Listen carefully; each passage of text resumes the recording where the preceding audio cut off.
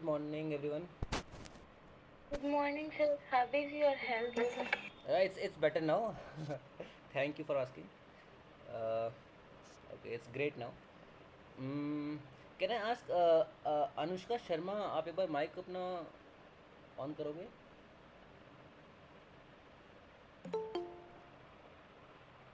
I'm asking Anushka Sharma. Okay, she left. So I hope आप लोग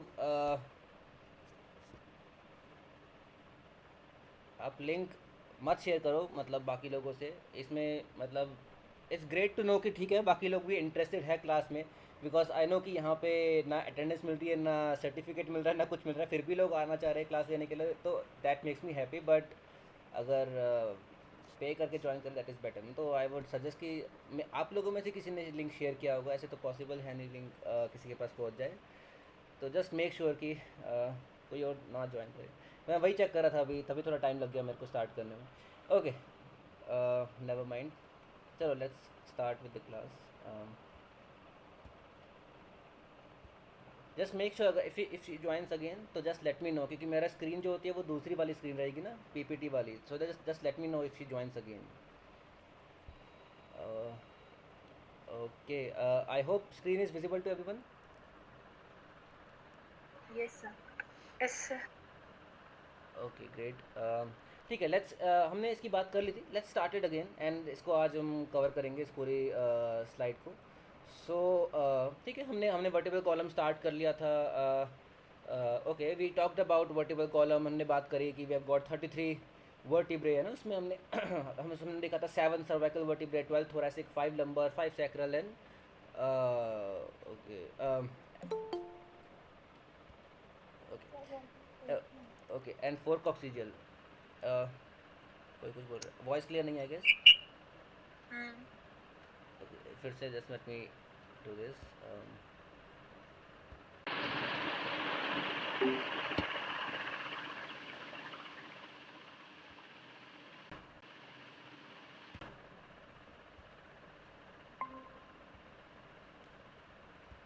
better now Yes. Okay I think ये Google meet का custom है ये हर बार इसको पहले करना ही है ये उसके बाद चलो ठीक है ओके ठीक है तो ओके हाँ ठीक है 7 cervical 12 thoracic then 5 lumbar 5 sacral and 4 coccygeal इसकी हमने बात कर ली है ना and 5 sacral vertebrae we see these are fused है ना we have got 5 sacral vertebrae which are fused है ना 1 2 3 4 4 and 5 है ना and because of that can anyone tell me कि कितने फोरामेन हमें मिलेंगे मतलब एक साइड की अगर हम बात करें let's talk about this side of the sacrum तो एक साइड पे हमारे पास अगर 5 फ्यूज sacral vertebrae है तो how many foramen should we get 4 Four. 4 होंगे ना 5 अगर वर्टिब्रे है तो 5 वर्टिब्रे के बीच में we have got 4 sacral foramen likewise 4 दूसरे साइड पे भी and total we have got 8 ये question this is simple question लेकिन ये जब मैंने एग्जाम दिया था जामिया का उस टाइम पे आया था एंड ऑप्शंस भी बड़े टेढ़े मेढ़े थे मतलब कि 4 पेयर देन 4 फिर ऐसे कुछ करके ऑप्शंस थे तो वहाँ पे भी थोड़ा उन्होंने वो किया था कोशिश की थोड़ा ट्रिक कर देंगे लेकिन इट्स सिंपल ना कि मतलब ऑफ कोर्स अगर हमारे पास 5 सैक्रल वर्टिब्रे है तो उनके बीच में वी हैव गॉट 4 फोरामेन और on each side and 8 as a whole we can say है ना पूरा हमारे पास 8 सैक्रल फोरामेन प्रेजेंट है ओके एंड 33 में से 10 कम कर देते 23 ओके इसकी हमने बात कर ली थी इसके अलावा हमने कर्वेचर्स की भी बात कर ली थी प्राइमरी कर्व सेकेंडरी कर्व है ना and primary curve is the first curve which develops है ना which is kyphotic in nature and that's why we say that is the primary curve and eventually we see that there is development of the secondary curve which is lordotic in nature and we have got two primary curves the thoracic and the sacral curvature and two secondary curves two lordotic curves cervical and lumbar okay and we saw that the whole vertebral column is in closed chain है ना it is in closed chain okay then we talked about this thing as well okay तो यहाँ पे हमने देखा कि हमारे पास अगर हम वर्टिब्रा की बात कर रहे हैं we have got a vertebral body and dural arch okay here we can see this okay first of all can anyone tell me कि ये वाला वर्टिब्रा जो है ये कौन से सेगमेंट का वर्टिब्रा होगा अगर आपने नहीं पढ़ा ऊपर जो लिखा था मैंने जानबूझ के छुपाया है but can anyone tell me कि कौन से सेगमेंट का वर्टिब्रा हो सकता है? अगर ओके सर्वाइकल का हो सकता है ये कि looking at the spinous process. No sir. Cervical का तो नहीं हो सकता बिकॉज सर्वाइकल में हमने क्या देखा था, एक टिपिकल फीचर था स्पाइनस प्रोसेस में, बाइफिट था ना, इट वाज बाइफिट, ठीक है, it had bifid spinous process except C7 है ना, C7 के अलावा उसके पास बाइफिट स्पाइनस प्रोसेस था। तो we can keep in mind कि चलो C7 में भी C7 हो सकता है, लेकिन सर्वाइकल तो एज सच बाकी सर्वाइकल तो नहीं है। अगर आप यहाँ पे देख पा रहे हो, आपको यहाँ पे कॉस्टल फेसेट देखने को मिल रहा है ट्रांसवर्स प्रोसेस पे, एंड उसके अलावा हमें यहाँ पे भी एक कॉस्टल फेसेट देखने को मिल रहा है, सुपीरियर कॉस्टल फेसेट। अब आप बता सकते हो कॉस्टल फेसेट एक ट्रांसवर्स प्रोसेस पे एंड एक हमें वर्टिब्रल बॉडी पे मिल रहा है, तो उसके साथ क्या अटैच होगा? रिब अटैच होगी ना, तो रिब अगर अटैच होगी तो ये कौन से सेगमेंट का होना चाहिए?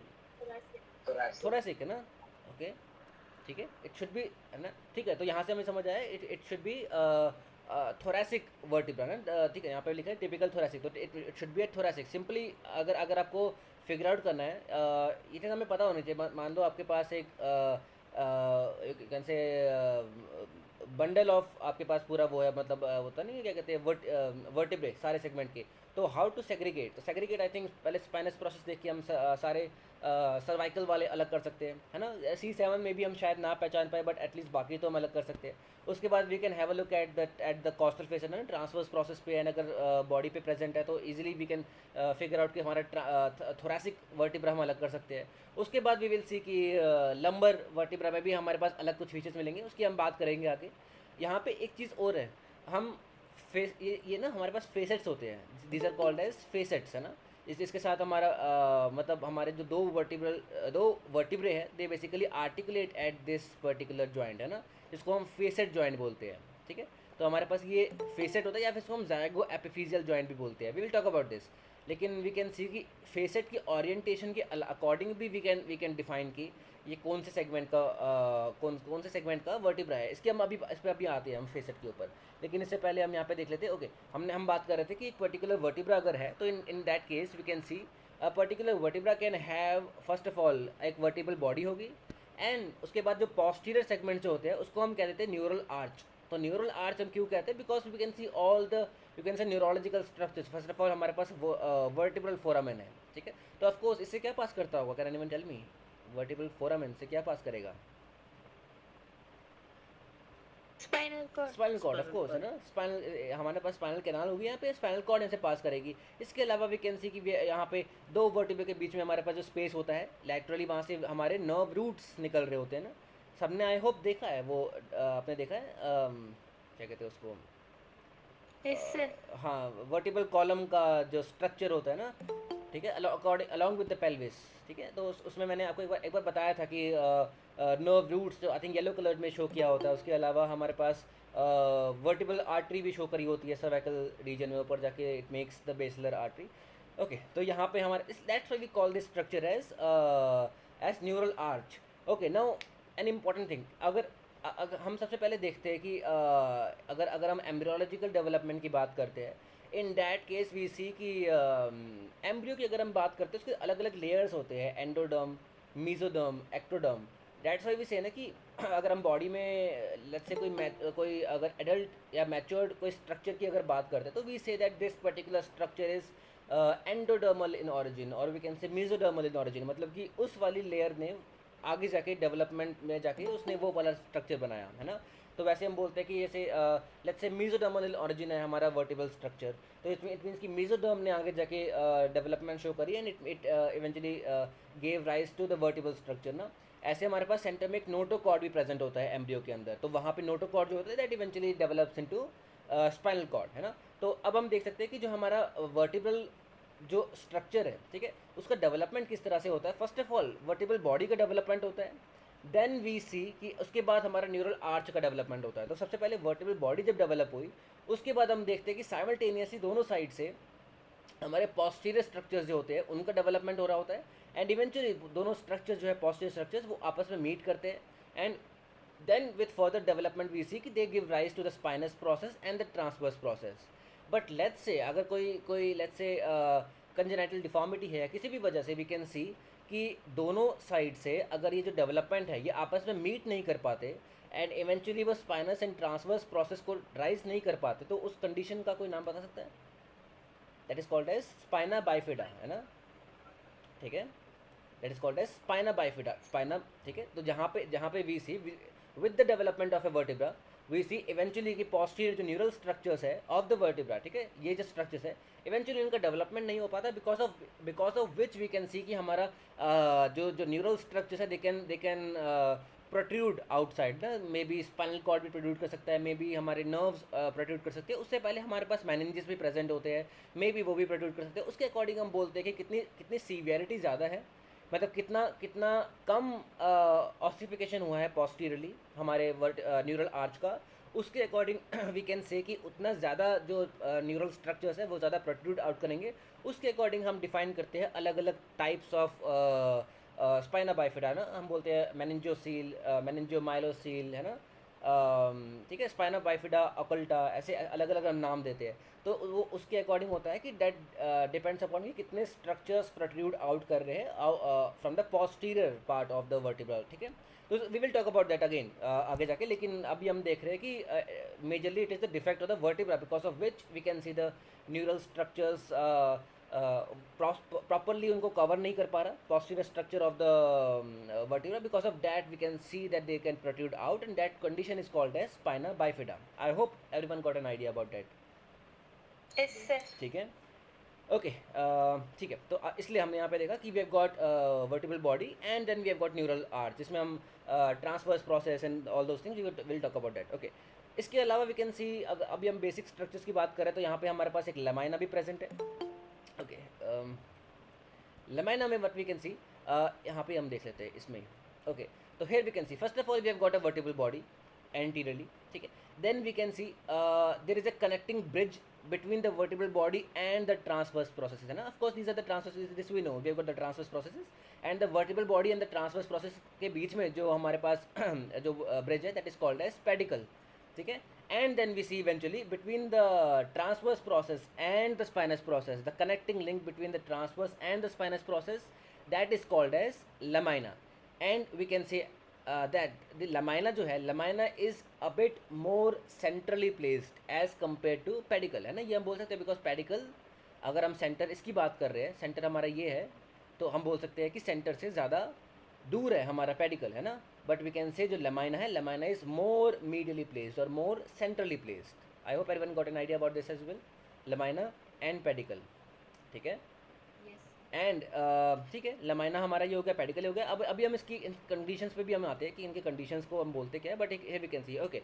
उसी पे हम आ गए हैं। तो हेयर वी कैन सी कि lamina and okay, and we can see that it is the structure जहाँ से हमारे forces eventually we see that transmits forces from posterior elements to the pedicle through the pars interarticularis. Pars interarticularis एक और term है। Parse inter आर्टिकुलरिस का मतलब क्या है? इंटर आर्टिकुलरिस हमने बात करी कि पोस्टरली, एक तो एंटीरियरली हमारे पास वर्टिब्रल बॉडी है, posteriorly we have got the transverse process and the spinous process, ठीक है, ये हमारा ट्रांसवर्स प्रोसेस दिखाया गया है, ये स्पाइनस प्रोसेस दिखाया गया है। अब हम बोल सकते हैं कि हमारे पास सुपीरियरली एक हमारे पास ये स्ट्रक्चर है जिसको हम सुपीरियर फेसेट बोलते हैं। ऐसी लाइकवाइज हमारे पास ऐसी इन्फीरियरली भी स्ट्रक्चर्स प्रेजेंट होंगे जिसको हम बोलते हैं इन्फीरियर फेसेट, ठीक है।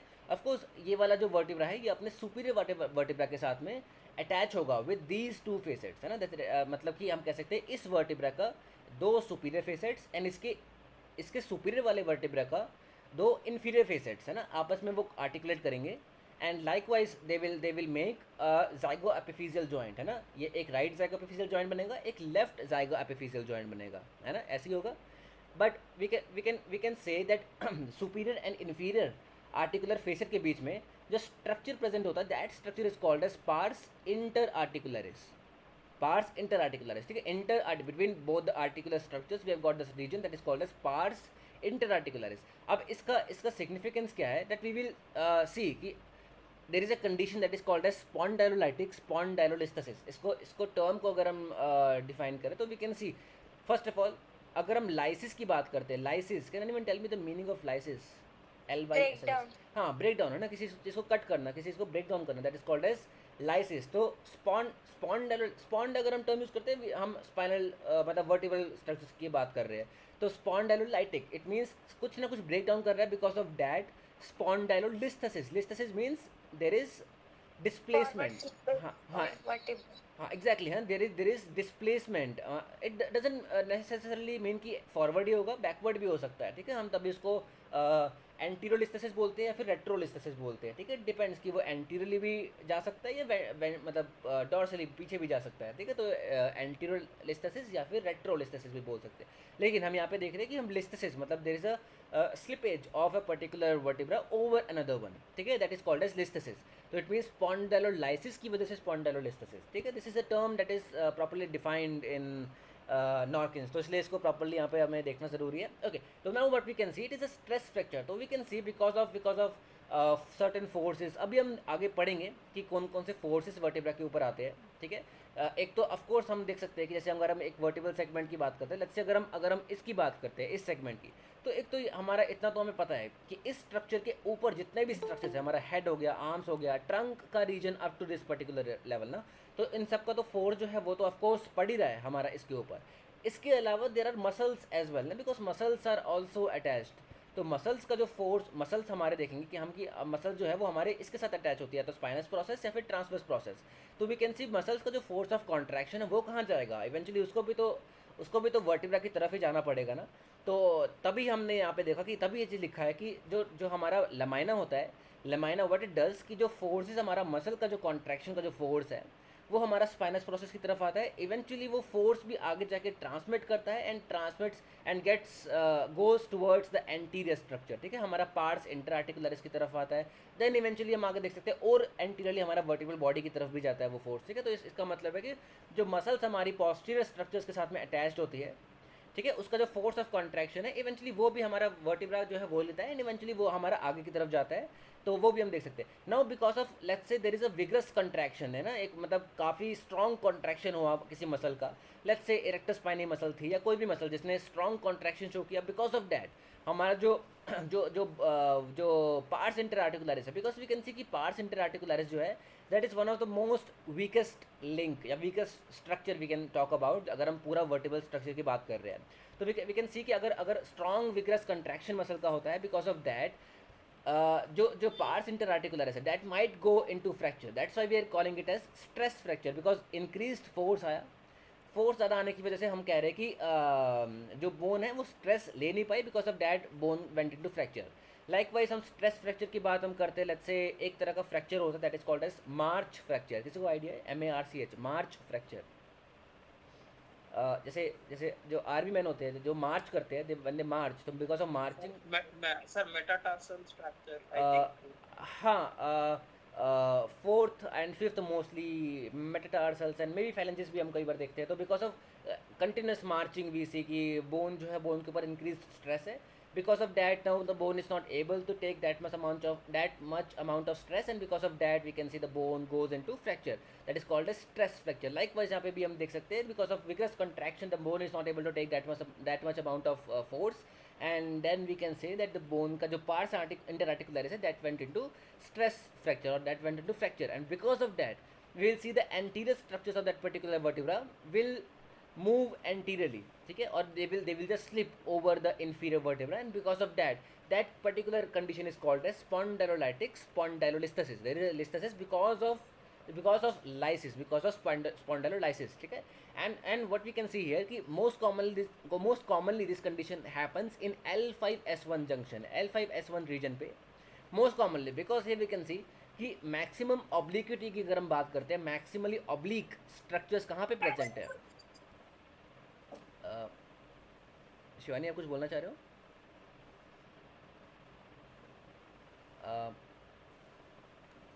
शिवानी अगर आप कुछ बोलना चाह रहे हो तो यू कैन, अदरवाइज आप माइक ऑफ कर दो if you are listening. Okay, ठीक है। ओके, तो here we can see कि हमारा जो L5 है, L5 is obliquely placed, and because of that अगर हम रिजल्टेंट फोर्स की बात करें, resultant force on the L5 it is somewhat in this particular direction, ठीक है। and then what we can see because of increased oblique forces, because of increased amount of oblique forces, we can see there is a high possibility of L5 to slip over the S1 junction, and because of that we can say Shivani आप कुछ बोलना चाह रहे हो तो you can just you not audible, आप या तो टेक्स्ट में टाइप करके भेज दो, otherwise I need to remove you. I am asking Shivani Gupta. Shivani Gupta, are you listening? अगर आप नहीं सुन रहे हो तो then Sorry, sir. Sorry, okay sir. Okay ठीक है. Shivangi. Sorry Shivangi, okay I am sorry, Shivangi. Good. Okay. I hope आप सुन रहे हो ना शायद अब. Yes, sir. Yes, sir. Okay ठीक है, सॉरी मैंने नाम गलत दिया. आई थिंक किसी शिवानी ने लीव कर दिया मेरे ख्याल से, तो आई एम रियली सॉरी. चलो ठीक है, मैं नाम मैंने ठीक से नहीं पढ़ा. ओके चलो ठीक है. कहाँ था मैं? तो हाँ, तो हम बात कर रहे थे कि L5 तो इसलिए ठीक है, तो because of increase oblique forces we can see कि हमारा जो L5 है it has more chance of, you can say, to slip over S1 region. That's why we say that L5 S1 में we have got maximum chance of spondylolytic spondylolisthesis. And okay, and because of that we can see हमारा जो canal है, ठीक है, vertebral canal जो है that can get decreased, and because of that there might be other structures, जैसे हम कह सकते हैं हमारा spinal cord हो सकता है, या फिर इस लेवल पे अगर हम देखते हैं तो हमारे पास spinal cord नहीं होता, यहाँ पे हमारे पास कॉर्डा एक्वाइना होता है. तो कॉर्डा एक्वाइना का कंप्रेशन हो सकता है most commonly, and we can talk about all those things, ठीक है. तो that is basically spondylolytic spondylolisthesis. I hope till now we are clear with some of the structures of the vertebra. I know आपको पता होगा इनके बारे में, but I just want to focus on the things जिसके बारे में हमने डिस्कस नहीं किया होगा मे बी अभी तक, ठीक है. तो अभी हम बेसिक स्ट्रक्चर की बात कर रहे हैं. ये वाली जो क्लास होगी this will be whole completely about the structure of the vertebra. उसके बाद हम फंक्शनिंग के ऊपर आएंगे कि हर एक सेगमेंट किस तरह से फंक्शन करता है, ठीक है. Okay, now talking about the cauda equina. तो cauda equina can anyone explain me, अगर कोई बताना चाहे कॉर्डा एक्वाइना बेसिकली है क्या, या फिर After the termination of spinal cord at the level of L1 and L2, exactly. हाँ the spinal nerves continue as a group of nerves that is called as quadra equina. हाँ, cauda equina literally means may B in I think Latin और something ना, कि horses tell है ना, horses tell something. तो इसका मतलब तभी हॉर्सेस टेल की तरह हम इसको बोल रहे हैं, that's why it is called as cauda equina. May be T12L1 या L1 L2. ये ना एक मतलब जैसे अगर सूरज कुमार है किसी बुक में अगर आप ये क्वेश्चन सॉल्व करोगे, उसमें ऐसे क्वेश्चंस आते हैं कि at which level cauda equina starts. लेकिन द प्रॉब्लम इज दैट उसमें ऑप्शंस जो है that is like T12L1 then L1 L2 then L3 L4. तो आई डोंट थिंक कि इतना precise options may be exam में आते होंगे, बिकॉज एक अगर इट ऑल्सो वेरीज ना, मतलब हर इंडिविजुअल के अकॉर्डिंग वेरी कर सकता है. कहीं पे L1 L2 हो सकता है, कहीं पे T12L1 हो सकता है. तो इट वेरीज. तो मे बी अगर ऑप्शंस आएंगे तो थोड़े डिस्टेंस पे आएंगे, लेकिन इतने पास के ऑप्शंस आई डोंट थिंक वो मे बी एग्जाम में मतलब कहीं देंगे. मैंने तो कहीं देखा नहीं ऐसे, ठीक है. तो जस्ट तो you can just keep in mind T12L1 और may be L1 L2 level पे the spinal cord ends and the cauda equina starts, and there is a condition that is called as cauda equina syndrome. सबने सुना होगा chorda equina syndrome. तो उसके साथ में एक टिपिकल टर्म लिंक्ड होता है that is called as saddle anaesthesia. सुना है सबने टर्म सैडल एनेस्थीसिया? तो सैडल एनेस्थीसिया बेसिकली क्या होता है? तो we can see that because of compression of the cauda equina mainly on the, you can say, the perineum region or maybe on the medial side of the thigh, we can see जो sensory deficit हमें देखने को मिलेगा, ठीक है. then that is mainly because of the compression of the cauda equina, ठीक है. and then we can say that that is called as that can be seen as a symptom of cauda equina syndrome, ठीक है. and इसके अलावा we can talk about other things as well. जैसे अगर हम let's say अगर हम PIVD की बात करते हैं, can anyone tell me what is PIVD? PIVD prolapsed intervertebral disc ना, PIVD intervertebral disc is getting prolapsed, ठीक है. आई होप सब सुन रहे हैं, ठीक है. ओके, तो PIVD के केस में अगर पेनफुल रहता है तो ऑफकोर्स तो किस पोजीशन में the pain will increase? Will it increase in flexion position और will it increase in extension position? ये सबको ध्यान रखना कि ना, सब ध्यान रखना इस चीज़ का कि जब हम फॉरवर्ड बेंड करते हैं तो फॉरवर्ड बेंडिंग के टाइम पे पेन इंक्रीज करता है. दैट्स वाई अगर हम PIVD पेशेंट्स की बात करते हैं तो they will complain of pain जब वो लॉन्ग सिटिंग में रहते हैं, ठीक है, जब लॉन्ग टाइम के लिए जब वो सिटिंग पोजीशन में रहते हैं तो उस टाइम पे वो पेन कंप्लेन करते हैं। उसके बाद अगर हम उनको उनको प्रोन लेंथ पोजीशन में अगर हम रख देते हैं या फिर मे बी अगर एक्सटेंशन एक्सरसाइजेज उनसे कराते हैं तो इन दैट केस दे से कि हाँ पेन अब रिलीव हो रहा है, पेन कम हो रहा है। लेकिन एट द सेम टाइम अगर अगर हम बात करते हैं क्वाडा इक्वाना सिंड्रोम की लत से, तो क्वाडा इक्वाना सिंड्रोम का एक टिपिकल फीचर रहता है कि एक्सटेंशन पेन होता है। अगर अगर पर्सन एक्सटेंशन में जाता है तो इन डैट केस पेन जो है वो इंक्रीज़ करता है। एंड ऑफकोर्स अगर हम पेन की बात कर रहे हैं, हम न्यूरोलॉजिकल पेन की बात कर रहे हैं, पेन इट मीन्स जो पेन है सबसे पहले पेन रेडिएट करेगा। अगर हम न्यूरोलॉजिकल पेन की बात करते हैं, पेन शुड रेडिएट। इसके अलावा हमारे पास पैरेस्थीसिया होना चाहिए या बर्निंग सेंसेशन होना चाहिए, टिंगलिंग सेंसेशन, कुछ ना कुछ फील होना चाहिए, ठीक है, पेन रेडिएशन होना चाहिए। तो वो सब चीज़ों की बात करें। और अगर एक्सटेंशन के साथ में हमारा रेडिएटिंग पेन इंक्रीज करता है, in that case there is a high possibility of cauda equina syndrome. Flexion के साथ अगर रेडिएटिंग पेन इंक्रीज करता है, there is a high possibility of PIVD। And इसके साथ में एक चीज़ हो रहा है, अगर पर्सन बोलता है कि एक्सटेंशन के साथ में पेन इंक्रीज करता है लेकिन पेन जो है दैट इज़ लोकलाइज्ड, उसी जगह पे पेन है, तो उस केस में देर is a high possibility of you can से फेसेट जॉइंट सिंड्रोम, ठीक है। मतलब कि जो जो हमने फेसेट जॉइंट की बात करी, तो देर इज़ अ हाई पॉसिबिलिटी कि फेसेट्स के बीच में वहाँ पे इन्फ्लेमेशन हो रहा है या फिर वहाँ पे इंक्रीज स्ट्रेस हो रहा है, उसकी वजह से वी कैन से कि वहाँ पे पेन इंक्रीज हो रहा है। But that pain will be localise because वहाँ पे कोई नर्व इन्वॉल्वमेंट नहीं है। तो वहाँ पे हम बोल सकते हैं विथ अगर एक्सटेंशन पेन है but the pain is localise, तो in that case we can say कि हमें फेसेट जॉइंट सिंड्रोम हो सकता है मे बी वहाँ पे। एंड आई थिंक ये फेसेट जॉइंट सिंड्रोम बहुत कॉमन है इवन हमारे एज ग्रुप में भी। आई होप अगर जो लोग इंटर्नशिप कर रहे होंगे मे भी आपने, बिकॉज मैंने इंटर्नशिप के टाइम पे बहुत फेस किया था। बिकॉज एक्सटेंशन हमारा लंबर स्पाइन का मेनली एक्सटेंशन कब होता है, जब हम स्टैंडिंग पोजीशन में होते हैं। तो स्टैंडिंग पोजीशन में हमारा लंबर स्पाइन जो है that is continuously in lordotic posture ना।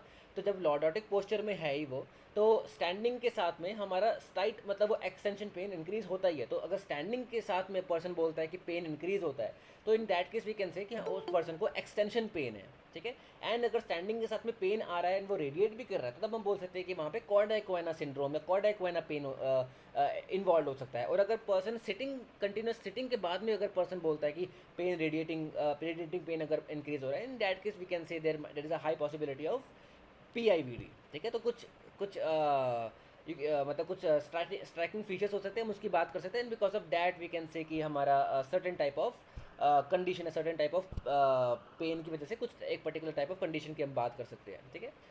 ओके, तो यहाँ पे हमारा क्वाडा इक्वाना की हमने बात कर ली। And we can see simply that between two vertebrae we can see we have got a right zygapophyseal joint and left zygapophyseal joint, simple, ठीक है।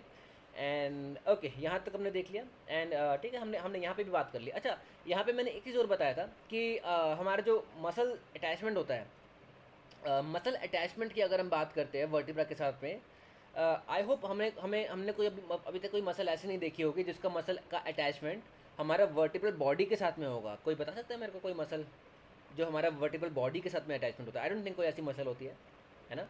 ओनली मसल अटैचमेंट जो हम देखते हैं that is only either with the spinous process और with the transverse और may B you can से on the posterior structures of the vertebra. कहीं भी एंटीरियर स्ट्रक्चर के साथ में हमारा मसल का अटैचमेंट नहीं होगा। Now the question raises why, ऐसा क्यों है कि मतलब वर्टिब्रल बॉडी के साथ में हमारा मसल अटैचमेंट कोई क्यों नहीं है, सिर्फ पोस्टीरियर स्ट्रक्चर्स के साथ में मसल अटैचमेंट क्यों है? इसके अगर हम रीज़न की बात करते हैं, कैन एनीवन टेल मी, किसी ने सोचा है ऐसा या किसी के पास रीज़न हो इसका कि why there is only muscle attachment की बात कर रहा हूँ, मतलब मैं बात कर रहा हूँ हमारे बैक एक्सटेंसर्स की, मतलब कि हमारा erector spinae group of muscles हो गया या फिर हमारा मल्टीफिटाई मसल्स हो गई, ठीक है, या फिर जो भी मतलब हमारी इंटर ट्रांसवर्स मसल्स होती है, ऐसी छोटी मसल्स होती है काफ़ी सारी, तो हम उसकी अगर बात कर रहे हैं सारी हम बोल सकते हैं we can all these muscles are attached और you can say present closely on the posterior part of the vertebra, not on the anterior part of the vertebra.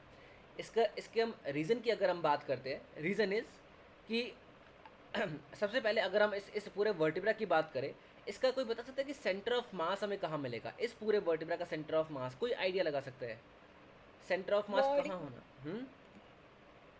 Vertebral body. आप कह रहे हो वर्टिब्रल बॉडी, तो देखो अगर हमारे पास ये पोस्टीरियर स्ट्रक्चर प्रेजेंट नहीं होता, सिर्फ वर्टिब्रल बॉडी प्रेजेंट होता, तो इन डैट केस कहीं यहाँ पे सेंटर में हमारा सेंटर ऑफ मास होता। अब हमारे पास ये पोस्टीरियर स्ट्रक्चर्स भी हमने ऐड कर दिया है, तो डोंट यू थिंक कि हमारा सेंटर ऑफ मास कहीं पीछे की तरफ मूव करना चाहिए, है ना? ये है ना, this is a golden rule ना, कि कहीं पे भी अगर कोई भी स्ट्रक्चर है उसके साथ में अगर कोई एडिशनल मास कहीं ऐड होता है तो centre of mass moves towards that particular region ना। दैट्स वाई अगर हम कंपेयर करते हैं centre of mass of a male and a female, तो कोई बता सकता है कि सेंटर ऑफ मास ज़्यादा हायर किस में होता है, मेल में कि फीमेल में, या फिर लोअर किस में होता है?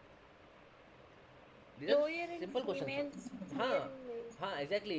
Center of mass is lower in females as compared to males. Why? Because in case of females the pelvis is wider, है ना, and because of that you can say this is all, it has to do with the mass of the body. And in case of males we can see that they have got wider shoulder or broad shoulder and all those things. So the mass is more on the upper part of the body, and because of that we can say कि in case of males the center of mass is a bit higher than the center of mass in females. ठीक है, अब अगर center of mass males में higher है as compared to females, तो body stability ज़्यादा किस में होगी, मेल में कि फीमेल में? इसको अगर Male. मेल्स में देखो, इसको अगर मैं आपको एग्जांपल देता हूँ सिंपल, एक ट्रक है एक कार है, दोनों को 100 किलोमीटर पर आवर पे अगर मैं शार्प टर्न लेता हूँ, ज़्यादा टॉपल होने के चांस, पलटने के चांस किस में ज़्यादा है, ट्रक में कि कार में? ट्रक में, बिकॉज उसका सेंटर ऑफ मास हायर है कि लोअर है? ट्रक का centre of mass Higher. Higher है ना, High. हायर है, तभी तभी तो हम कहते हैं कि स्पोर्ट्स कार क्यों इतनी लो होती है, बिकॉज इंटेंशन है कि सेंटर ऑफ मास को जितना लो रख सकते हैं उतना लो रख सकते हैं, ताकि कार की स्टेबिलिटी जो है वो ज़्यादा रहे। Like wise we can say कि फीमेल्स में जो सेंटर ऑफ मास है that is a bit lower than the centre of mass of males, and that's why अगर हम स्टेबिलिटी की बात करें, body stability, that is more in females, है ना, as compare to males. I think all kind of stability, even mental stability, I think this is my perspective, is more in females as compared to males, I guess. ठीक है, तो you can sir hmm centre of mass कम रहे तो stability ज्यादा रहेगा। हाँ, centre of mass कम नहीं, सेंटर ऑफ मास जितना लोअर रहे, जितना क्लोजर टू द ग्राउंड रहे, हाँ, जितना लोअर रहे उतना उतना पर्सन की उस बॉडी की स्टेबिलिटी उतना ज़्यादा रहेगी। लाइक वाइज हम बेस ऑफ सपोर्ट की भी बात कर सकते हैं। बेस ऑफ सपोर्ट जितना ज़्यादा होगा, जितना ज़्यादा बेस ऑफ सपोर्ट होगा, उतना कोई बता सकता है उतना स्टेबिलिटी क्या होगी, ज़्यादा कि कम? हम क्रचेस लेते हैं, ज़्यादा हो गया। हाँ ज्यादा होता। ठीक है, अभी सिर्फ खड़ा हूँ दो पैर पे, तो उस केस में मेरा बेस ऑफ सपोर्ट सिर्फ उतना ही एरिया है जितना दोनों पैरों के बीच में, लेकिन मैंने एक्सिलरी क्रच भी यूज़ कर लिया, उस केस में मेरा बेस ऑफ सपोर्ट पूरा वो एरिया हो गया, है ना। एंड अगर मैं सिंगल यूनिलैटरल स्टांस में आ गया, उस केस में बेस ऑफ सपोर्ट वो कम हो गया, तो मेरी स्टेबिलिटी भी कम हो गई उस केस में। ओके ठीक है, तो यहाँ पे ओके हमने इसकी भी बात कर ली। अब हाँ, हम बेसिकली यहाँ पे ये देखना चाह रहे थे कि सेंटर ऑफ मास हमारा कहीं ना कहीं, डोंट यू थिंक कि कहीं यहाँ पे प्रेजेंट होगा, वर्टिब्रल फोरामेन के अंदर।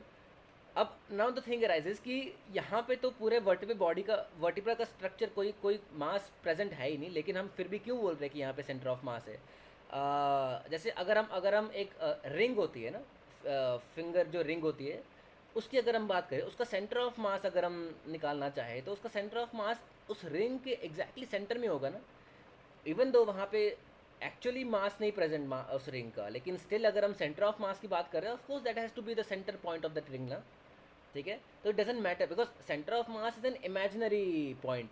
तो अगर हम इट डजेंट मैटर कि वहाँ पे उस स्ट्रक्चर का मास एक्चुअली प्रेजेंट है कि नहीं, है ना, it is an imaginary point. And अगर हम रिंग की बात कर रहे हैं, उसका centre of mass will be in the centre of that particular ring, अगर कीपिंग इन माइंड कि वो रिंग पूरी सिमेट्रिकल है, पूरी सर्कुलर इन स्ट्रक्चर है। तो likewise here we can see कि center of mass of this whole vertebra will be somewhat, you can say somewhat on this particular region है, यहाँ पे कहीं present होगा vertebral foramen के कहीं यहाँ पे। ओके, तो अब अगर यहाँ पे अगर हमारा present है vertebral foramen, अब अगर हम नहीं, हमारा सेंटर ऑफ मास कहीं यहाँ पे प्रेजेंट है। अब अगर हम मसल अटैचमेंट की अगर हम बात करते हैं, तो नाउ अगर मसल अटैचमेंट यहाँ पे है, तो मसल अटैचमेंट का इवेंचुअली काम क्या है कि मसल कॉन्ट्रैक्ट करे, and because of muscle contraction जो वर्टिब्रल सेगमेंट है वो किसी ना किसी टाइप के मूवमेंट में जाए, है ना, मतलब कि या तो वहाँ पे लॉर्डोसिस इंक्रीज़ करे या फिर लॉर्डोसिस डिक्रीज़ करे या कुछ भी, ठीक है। तो लेकिन अब हम यहाँ पे देख रहे हैं कि अगर लेट्स से अगर हमारा मसल का अटैचमेंट वर्टिब्रल बॉडी के ऊपर होता, तो इन डैट केस अगर हम मूवमेंट आर्म की बात करना चाह रहे हैं, मतलब movement arm means shortest distance between effort और लोड एंड फलक्रम, मतलब अगर इस पूरे वर्टिब्रा की अगर मैं बात करूँ, ये वर्टिब्रा मूव कैसे करेगा? मूव करेगा अराउंड दिस पर्टिकुलर फल्क्रम ना, और we can say the centre of mass का यहाँ प्रेजेंट है. अब मसल अटैचमेंट लेट्स से कहीं यहाँ पे होता, तो यहाँ पे हमारा एफर्ट है, यहाँ पे हमारा कहीं पे फल्क्रम है. तो शॉर्टेस्ट डिस्टेंस जो होगा वो कहीं इतना में मिलेगा. लेकिन कि मतलब फॉर्चुनेटली हमारे पास spinous process and transverse process है. अब अगर हम इस पर्टिकुलर पॉइंट से ट्रांसवर्स प्रोसेस तक अगर हम लाइन ड्रॉ करते हैं, शॉर्टेस्ट डिस्टेंस जहाँ पे हमारा मसल अटैचमेंट एक्चुअली में है, या फिर स्पाइनस प्रोसेस तक अगर बनाते हैं, तो हमारे पास मूवमेंट आर्म ज़्यादा मिल रहा है ना हमें, एज़ कम्पेयर टू जितना मूवमेंट आर्म हमें तब मिलता अगर मसल का अटैचमेंट वर्टिबल बॉडी पे होता. I hope everyone got this point. Yes, sir. ठीक है. तो that is the sole reason why muscles are attached on the transverse and the spinous processes, and not on the vertebral body, because we just want the shortest distance between the you can say axis or fulcrum or anything, or the center of mass of this structure and effort, है ना, जहाँ पे muscle का attachment है, effort, उनके बीच में जो शॉर्टेस्ट डिस्टेंस है, that should be as much as possible, so that अब इसके साथ में जो मसल अटैचमेंट है, अब वो मसल जब कॉन्ट्रैक्ट करेगा तो वो सर्टेन टॉर्क प्रोड्यूस करेगा. Torque is force into movement arm. अब चाहे थोड़ा सा भी मसल फोर्स प्रोड्यूस करे, स्टिल हमारे पास मूवमेंट आर्म अगर ज़्यादा है तो we can easily produce sufficient amount of torque, है ना. And that is the sole reason why muscles are attached on the transverse and the spinous processes, and rather than on the vertebral body. ठीक है.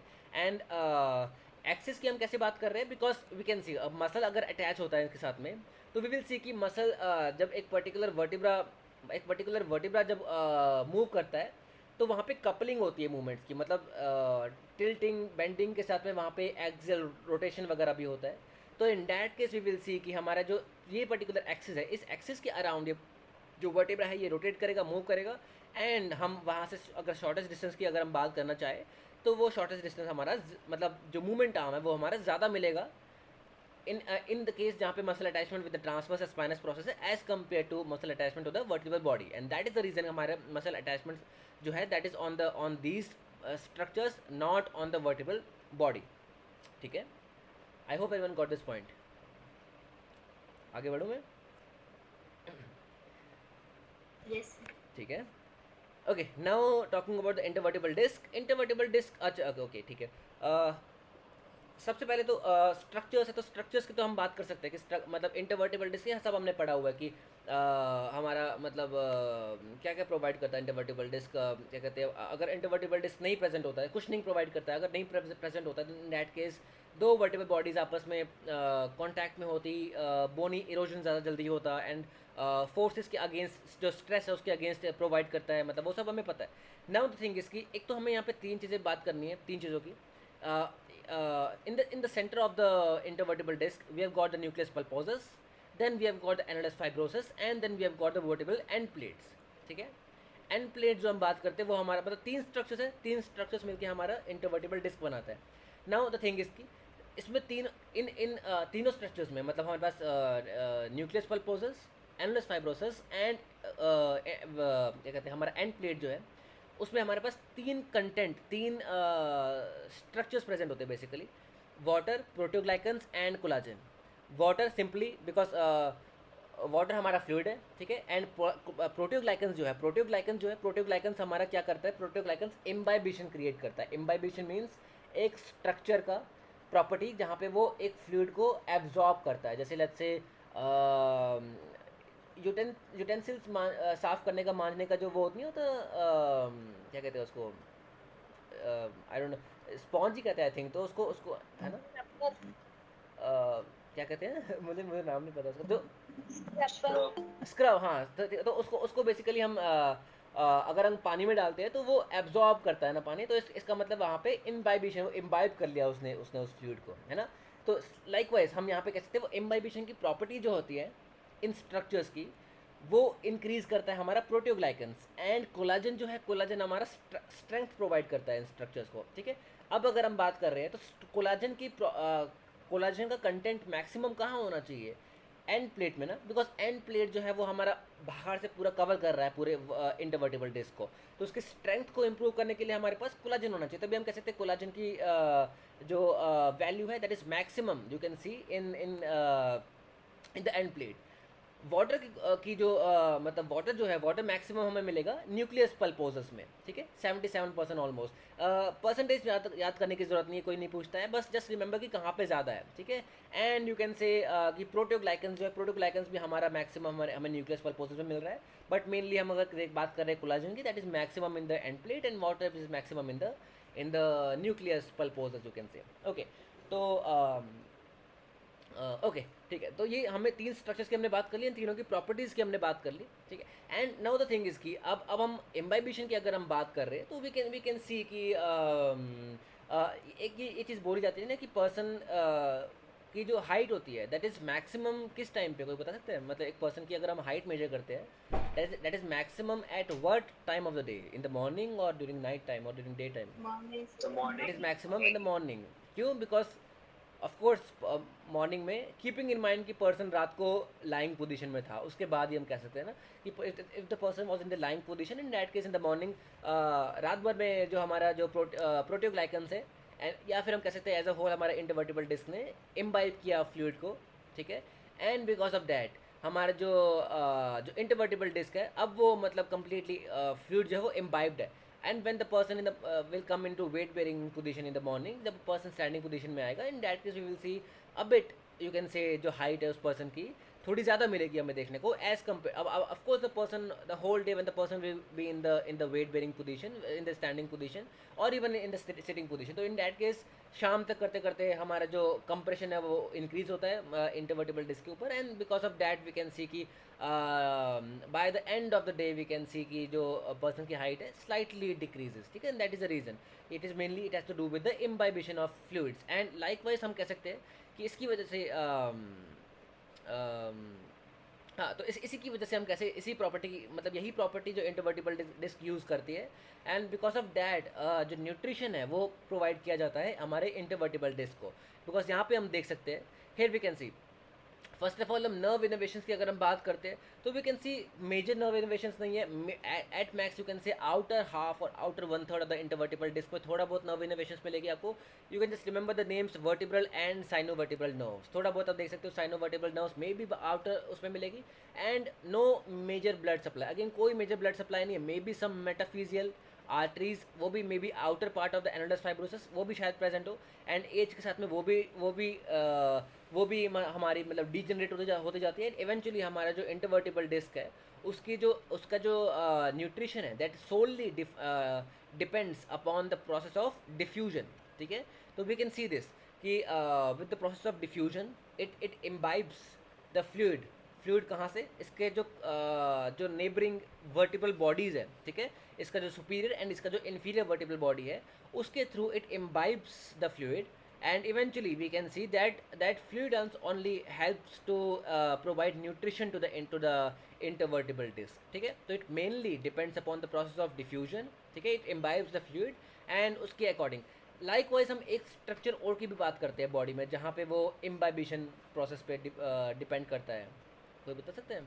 For nutrition, that is मेनिस्काई, नी में जो meniscus होते हैं ना, meniscus भी जो होते हैं, meniscus, I hope everyone knows the term meniscus, knee Yes, पे sir. है ना, नी में हमारे पास Yes, sir. है ना 2 मेनिस्कस होते हैं ना, एक लैटरल मेनिस्कस, एक मीडियल मेनिस्कस, ठीक है। ठीक है, तो हम बेसिकली देख सकते हैं कि मेनिस्कस जो होता है, हम वेट बेयर, हमारा जब हम मान लो वेट बेयरिंग में होते हैं तो हमारा alternate weight bearing and then उसके बाद वेट रिमूव होता है, देन हम वेट बेयर करते हैं, तो इसका मतलब कि कंटिन्यूस हमारे पास मतलब जो मेनिस्कस है, मेनिस्कस हमारा मतलब उसके ऊपर प्रेशर पुट हो रहा है, देन उसके बाद रिलीज हो रहा है, तो बिकॉज ऑफ दैट जो साइनोवियल फ्लूइड है हमारा पूरा जॉइंट कैप्सूल का, वो एब्जॉर्ब करता है, देन उसके बाद वो रिलीज करता है, तो उसकी that again we can say कि वो हमारा जो साइनोवियल फ्लूइड है वो हमारा जो मेनिस्कस है उसको न्यूट्रिशन प्रोवाइड करने में हेल्प करता है। And that is the reason कि हमारे पास लेट्स से कोई केस आता है विद एनी नी इंजरी या फिर कोई भी इंजरी अगर वहाँ पे उसके पास है जिसकी वजह से वो पर्सन बेड रिडन है। अब बेड रिडन है तो हम है ना, हमारा मेजर आपने देखा होगा मेनली फिजियोस हम लोगों का ही रहता है कि जितना जल्दी हो सके उस पर्सन को वेट बेयरिंग में हम लाना चाहते हैं। क्यों? बिकॉज हमारा मेन कंसर्न है मेनिस्कस के साथ में कि मेनिस्कस डिजेनरेशन में जा रहा है, बिकॉज वेट बेयरिंग नहीं हो रहा है पर्सन का, एंड वेट बेरिंग नहीं हो रहा बिकॉज ऑफ डैट मेनिस्कस को सफिशिएंट साइनोवियल फ्लूइड जो है वो इम्बाइब नहीं कर पा रहा, एंड बिकॉज ऑफ डैट अगर कंटिन्यूसली वो पर्सन अगर वेट बेरिंग में नहीं गया तो बिकॉज ऑफ डैट जो हमारा मेनिस्कस है वो डीजनरेशन में चला जाएगा या फिर वो प्रॉपरली फंक्शन नहीं करेगा। तो वो हमारा मेजर गोल रहता है कि ताकि हमारा जो मेनिस्कस है वो वापस उसका रिपेयरमेंट जो है ऑफकोर्स एक पर्टिकुलर टाइम के बाद जब वो पर्सन बिकॉज अगर एक टाइम फ्रेम से पहले उस पर्सन को अगर हम वेट बेरिंग में लाएंगे तो ऑफकोर्स मे बी उस कंडीशन को हम वर्सन कर सकते हैं। तो इसलिए उस पर्सन को हमें एक पर्टिकुलर टाइम फ्रेम के बाद में जब पर्सन ऑफकोर्स उसके लिए वो पेनफुल नहीं है कुछ, तो उसके बाद we can ask the person to come into weight bearing so as to increase the amount of you can say diffusion into the of the synovial fluid into the meniscus, and because of that हम कह सकते हैं कि nutrition जो है वो हमारा provide किया जाएगा मेनिस्कस को। ठीक है, लाइकवाइज हमारा इंटरवर्टिबल सर डिस्क इसे प्लीका सिंड्रोम बोलते हैं ना sir? Plica syndrome yes sir. Plica syndrome slightly different है। प्लाइका सिंड्रोम में बेसिकली क्या होता है कि वहाँ पे ना प्रॉपर एब्जॉर्प्शन रीएब्जॉर्प्शन नहीं होता साइनोवियल फ्लूइड का, उसकी वजह से जो प्लाइका जो साइनोवियल फ्लूइड है उसकी एक लाइनिंग बन जाती है on the inner side of the joint capsule. Synovial membrane. हाँ, लेकिन प्लाइका जो है, प्लाइका इज अ नॉर्मल थिंग, ये भी हम पढ़ेंगे आगे जाके, लेकिन प्लाइका जो है प्लाइका नॉर्मल चीज़ है। प्लाइका अब ओवर यूज ऑफ नी की वजह से प्लाइका जब इन्फ्लामेशन में जाता है तब हम कहते हैं प्लाइका सिंड्रोम, लेकिन प्लाइका नॉर्मली प्रेजेंट है, हम सब में प्लाइका प्रेजेंट होता है।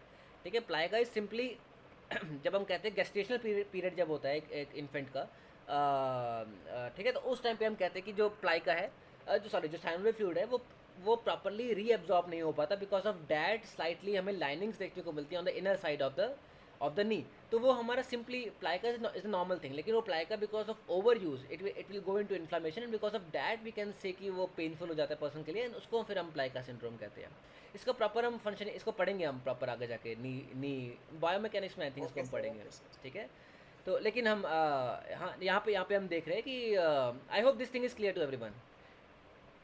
It solely depends upon imbibition वाला आई थिंक सबको क्लियर हो गया कंसेप्ट। ठीक है, Yes.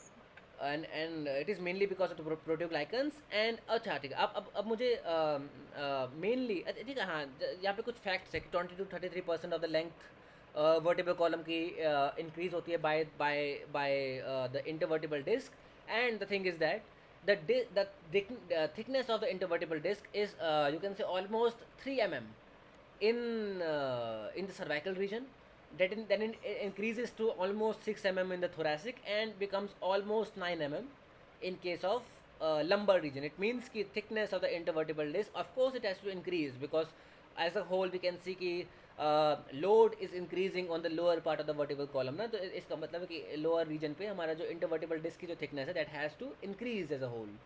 ठीक है, मैं थोड़ा सा तेज़ चल रहा हूँ, आई होप सबको किसी को कोई इशू है कुछ है समझने में, जस्ट लेट मी नो। ठीक है, फिर मैं थोड़ा स्लो डाउन हो जाऊँगा। आई होप सबको समझ आ रहा है, सबको क्लियर हो रहा है। ठीक है, ओके, ठीक है, तो अब यहाँ पे हमें बात इस चीज़ की करनी है कि दो चीज़ें होती है। अगर हम एक वर्टिब्रल स्ट्रक्चर की बात करते हैं, अगर उसके मूवमेंट की अगर हम बात करते हैं, तो we have to talk about two things.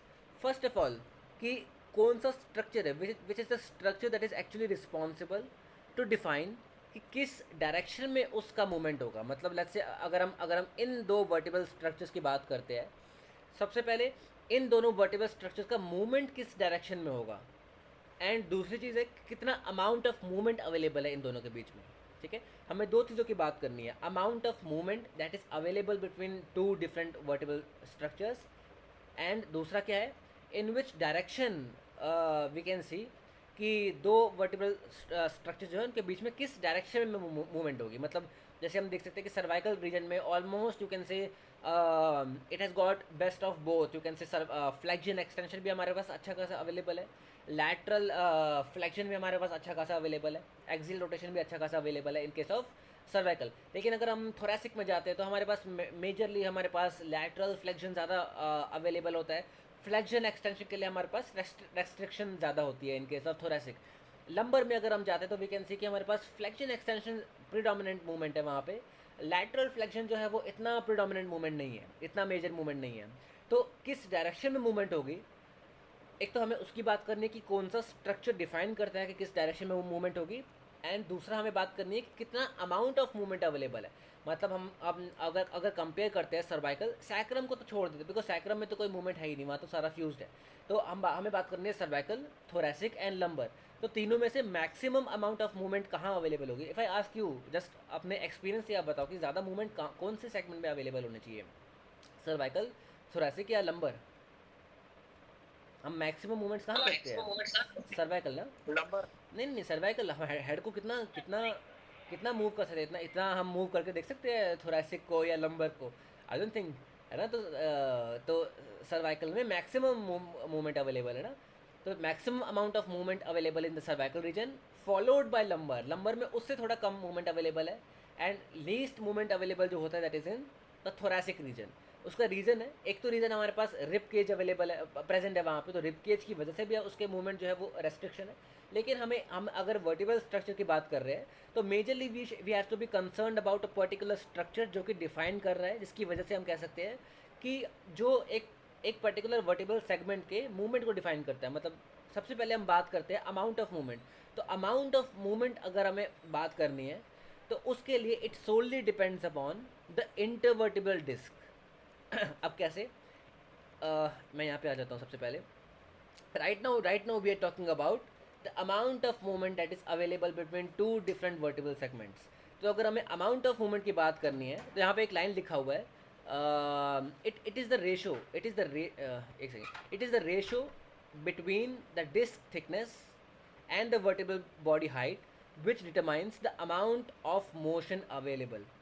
ठीक है, disk thickness between vertebral body height and the intervertebral disk thickness and the vertebral body height. It means in the numerator हमारे पास न्यूमिनेटर में हमारे पास होना चाहिए डिस्क की थिकनेस, एंड डिनोमिनेटर में हमारे पास होना चाहिए वर्टिबल बॉडी की हाइट। ठीक है, यहाँ पे अगर हम बात कर रहे हैं यहाँ पे, ठीक है, intervertebral disc thickness and then vertebral body height. ठीक है, इसका जो रेशो है, रेशो जितना ज़्यादा होगा उतना ज़्यादा अमाउंट ऑफ मोशन अवेलेबल है, रेशो जितना कम होगा उतना कम मोशन अवेलेबल है। अब इसको मैं प्रैक्टिकल सेंस में अगर मैं आपको समझाता हूँ तो प्रैक्टिकल सेंस में हम इसको इस तरह से देख सकते हैं कि सिंपली अगर आप इसको ऐसा सोचो कि इंटरवर्टिबल डिस्क की थिकनेस जितनी ज़्यादा होगी इन दोनों सेगमेंट्स के बीच में उतना ज़्यादा मूवमेंट अवेलेबल होगा ना। जस्ट इसको या फिर इसको अगर मैं ऐसे बोलता हूँ कि इंटरवर्टिबल डिस्क को अगर हम हटा देते हैं, दोनों ब्लॉक्स ऑफ वर्टिबल बॉडी जो है वो एक दूसरे के कांटेक्ट में है, तो आपको लगता है उस केस में कोई मोशन अवेलेबल होना चाहिए इन दोनों वर्टिबल स्ट्रक्चर्स के बीच में, अगर हमारे पास इंटरवर्टिबल डिस्क है ही नहीं यहाँ पे? आई डोंट नो कि सबको नहीं होगा वो भी। सबको समझ आ रहा है? देखो मैं इसको इस तरह से बोलता हूँ कि दो you can say strong bony blocks हमारे पास दोनों एक दूसरे के कांटेक्ट में है, इंटरवर्टिबल डिस्क है ही नहीं यहाँ पे।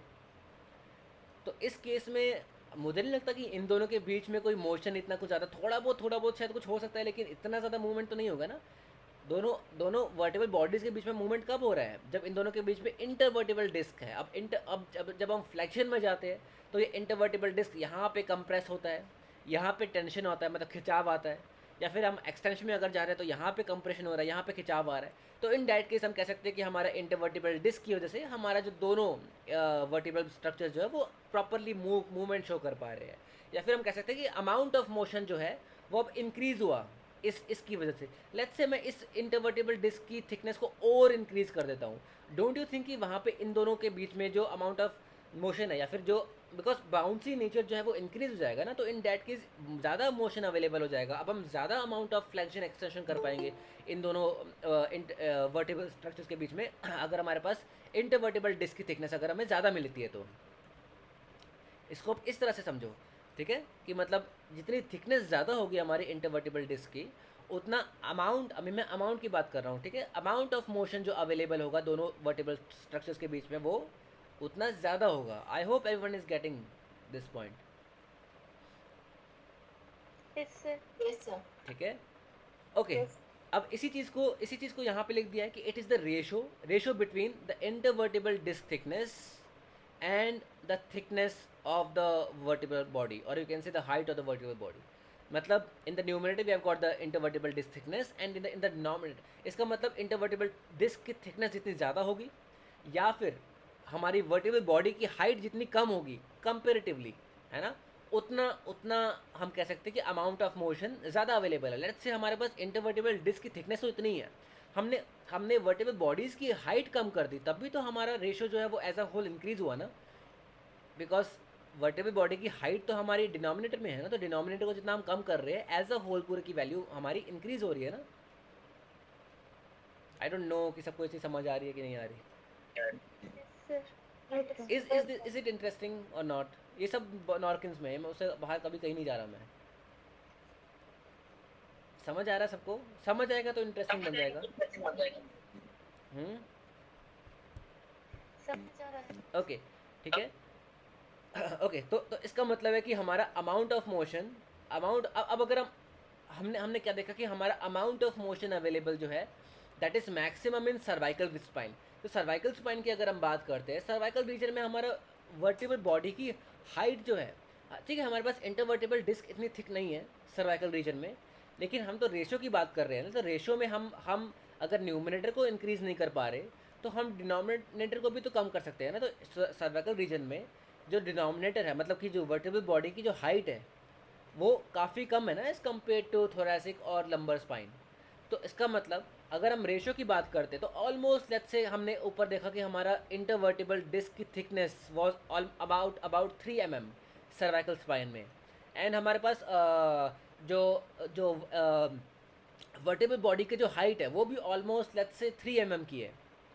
तो 3 मतलब इंटरवर्टिबल डिस्क की thickness 3 mm divide by 3 mm that becomes 1।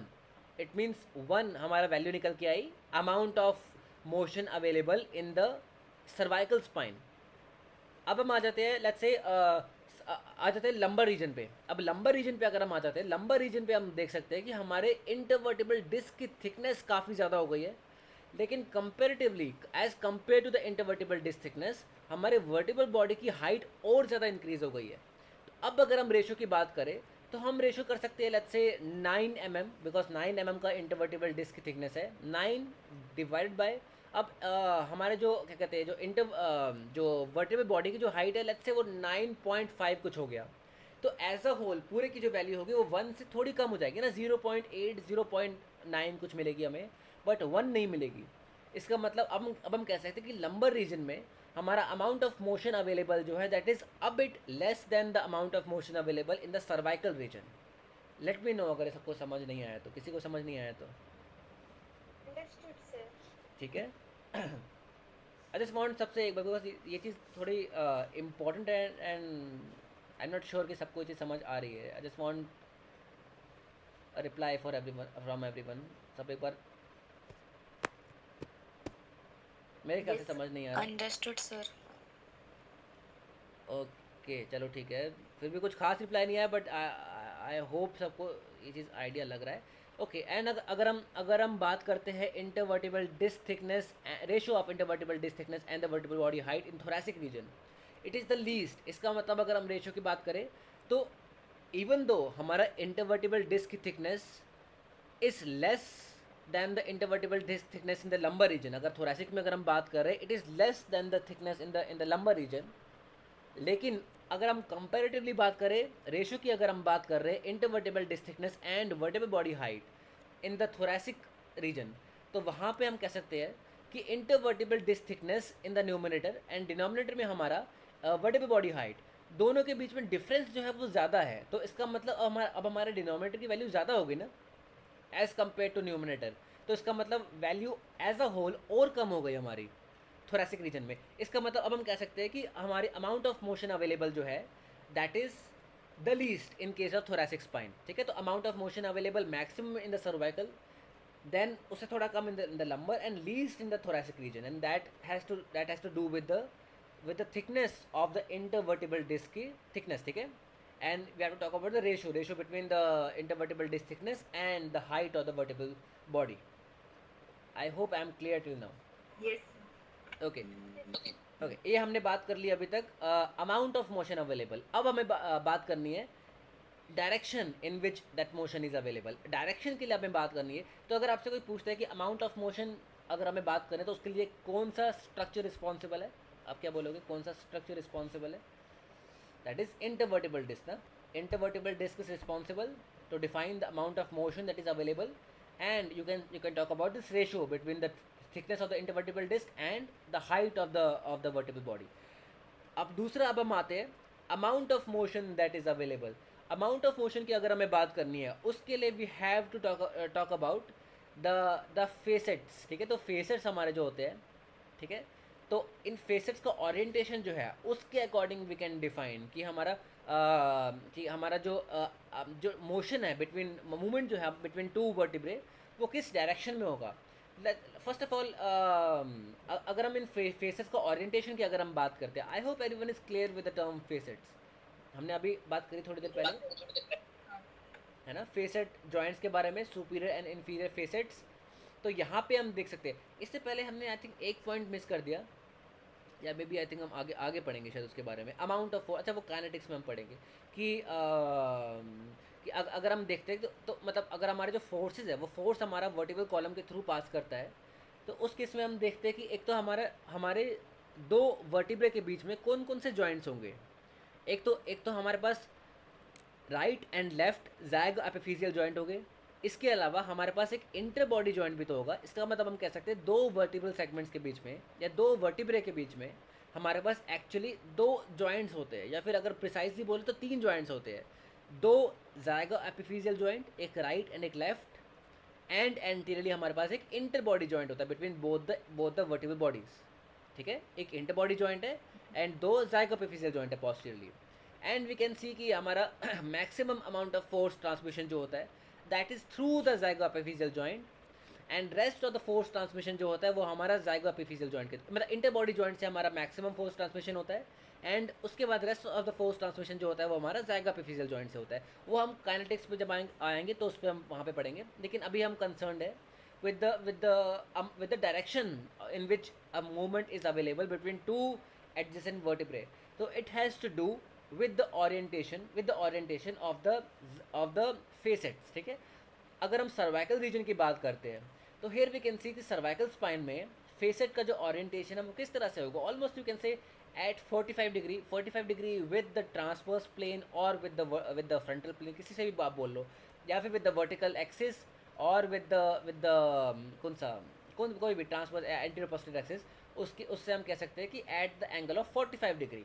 ठीक है, हमारा सर्वाइकल स्पाइन का फेसेट का ओरिएंटेशन होता है.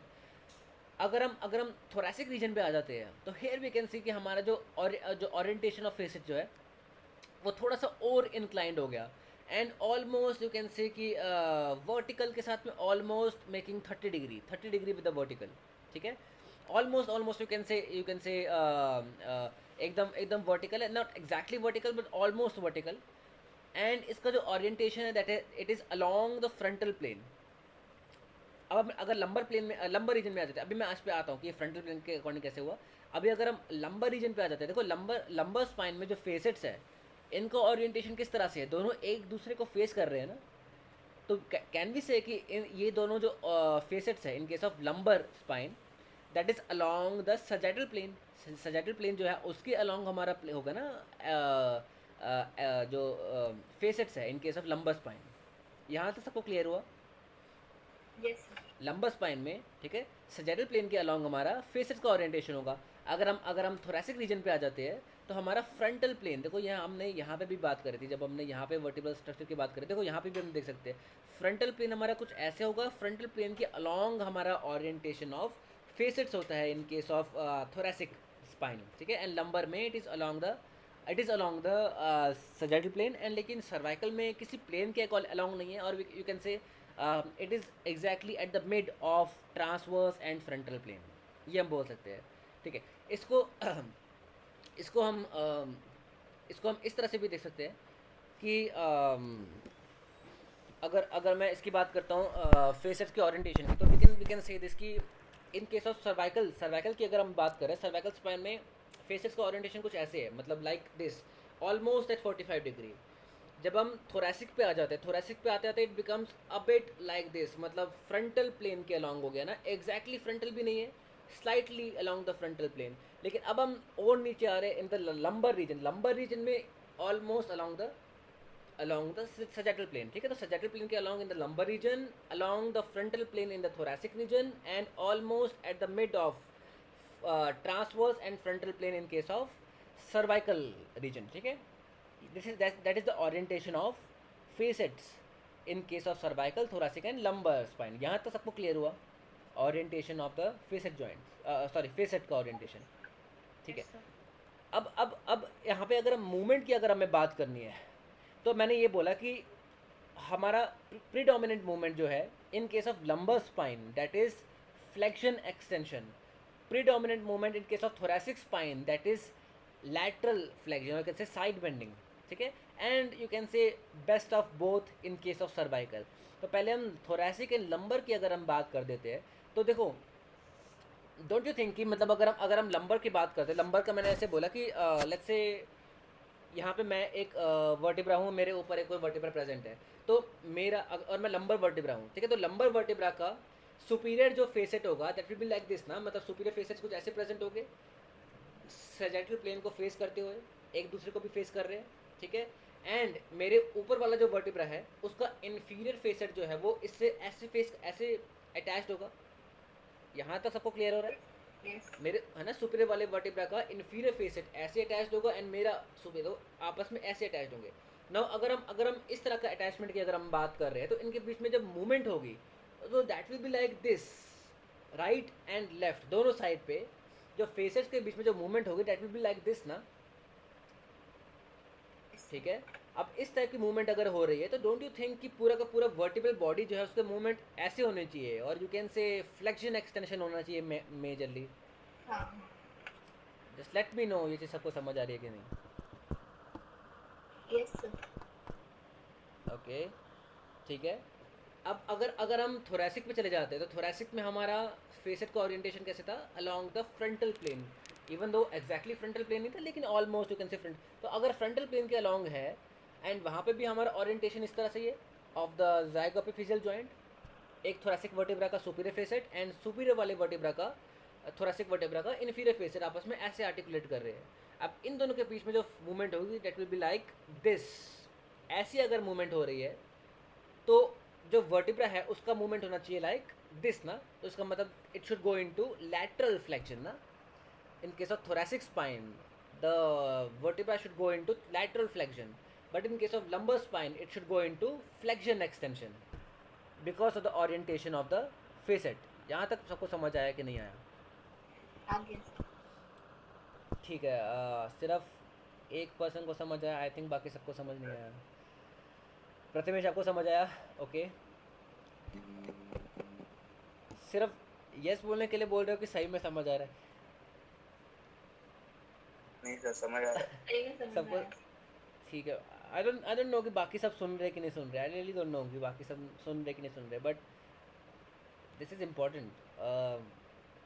ठीक है, मे बी शायद आप माइक ऑन नहीं कर पा रहे हो लेकिन हम देख सकते हैं कि हाँ इट इज़. तो अब हमें समझ आ गया कि it is because of the orientation of the facets हमारे दो वर्टिब्रा एक पर्टिकुलर टाइप की मूवमेंट है. तो इट मीन्स कि direction in which in which you can say a particular type of motion is available between two vertebrae, it is defined by which structure? कोई बताएगा? कोई बता सकता है किस?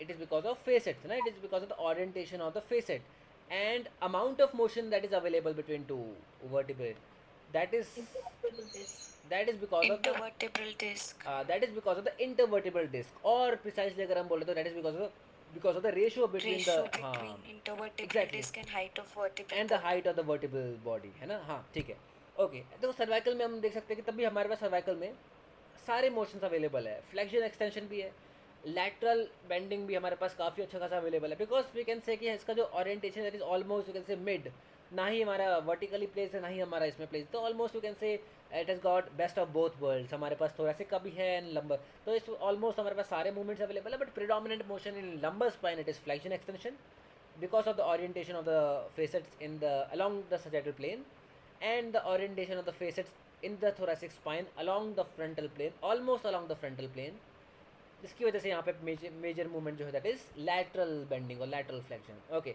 ठीक है, यहाँ तक हमें समझ आ गया मोशन. अब यहाँ पे हम आ जाते talking about the intervertebral ligaments of the vertebral column, sorry. यहाँ पे हमने एक चीज़ की पहले आई थिंक हमने एक बार बात करी थी इसकी स्टार्टिंग में, continuation of anterior longitudinal, continuation of posterior longitudinal and continuation of, है ना, लिगामेंटम फ्लेवम. आई थिंक हमने इसकी एक बार बात करी थी. जस्ट लेट मी नो हमने इसकी अगर बात करी. हाँ सर हमने बात की. है ना? ओके. तो ओके, तो here what we can see. तो यहाँ पे हम सबसे पहले okay, let's talk about the intervertebral disc as a whole. तो एज अ होल अगर हम इंटरवर्टिबल डिस्क नहीं, ligaments of the vertebral column as a whole, तो यहाँ पे हम बात कर रहे हैं, we got 6 ligaments simply on the anterior side of the vertebral column. We have got the anterior longitudinal ligament जो कि पूरा रन कर रहा है on the ventral aspect of the vertebral column as a whole, that is called as anterior longitudinal. कहाँ से कहाँ तक? From sacrum up to C2. ठीक है, C2 से ऊपर इसका नाम चेंज हो जाएगा. ठीक है. Likewise we have got posterior longitudinal जो कि again sacrum to C2. Likewise we have got ligamentum flavum.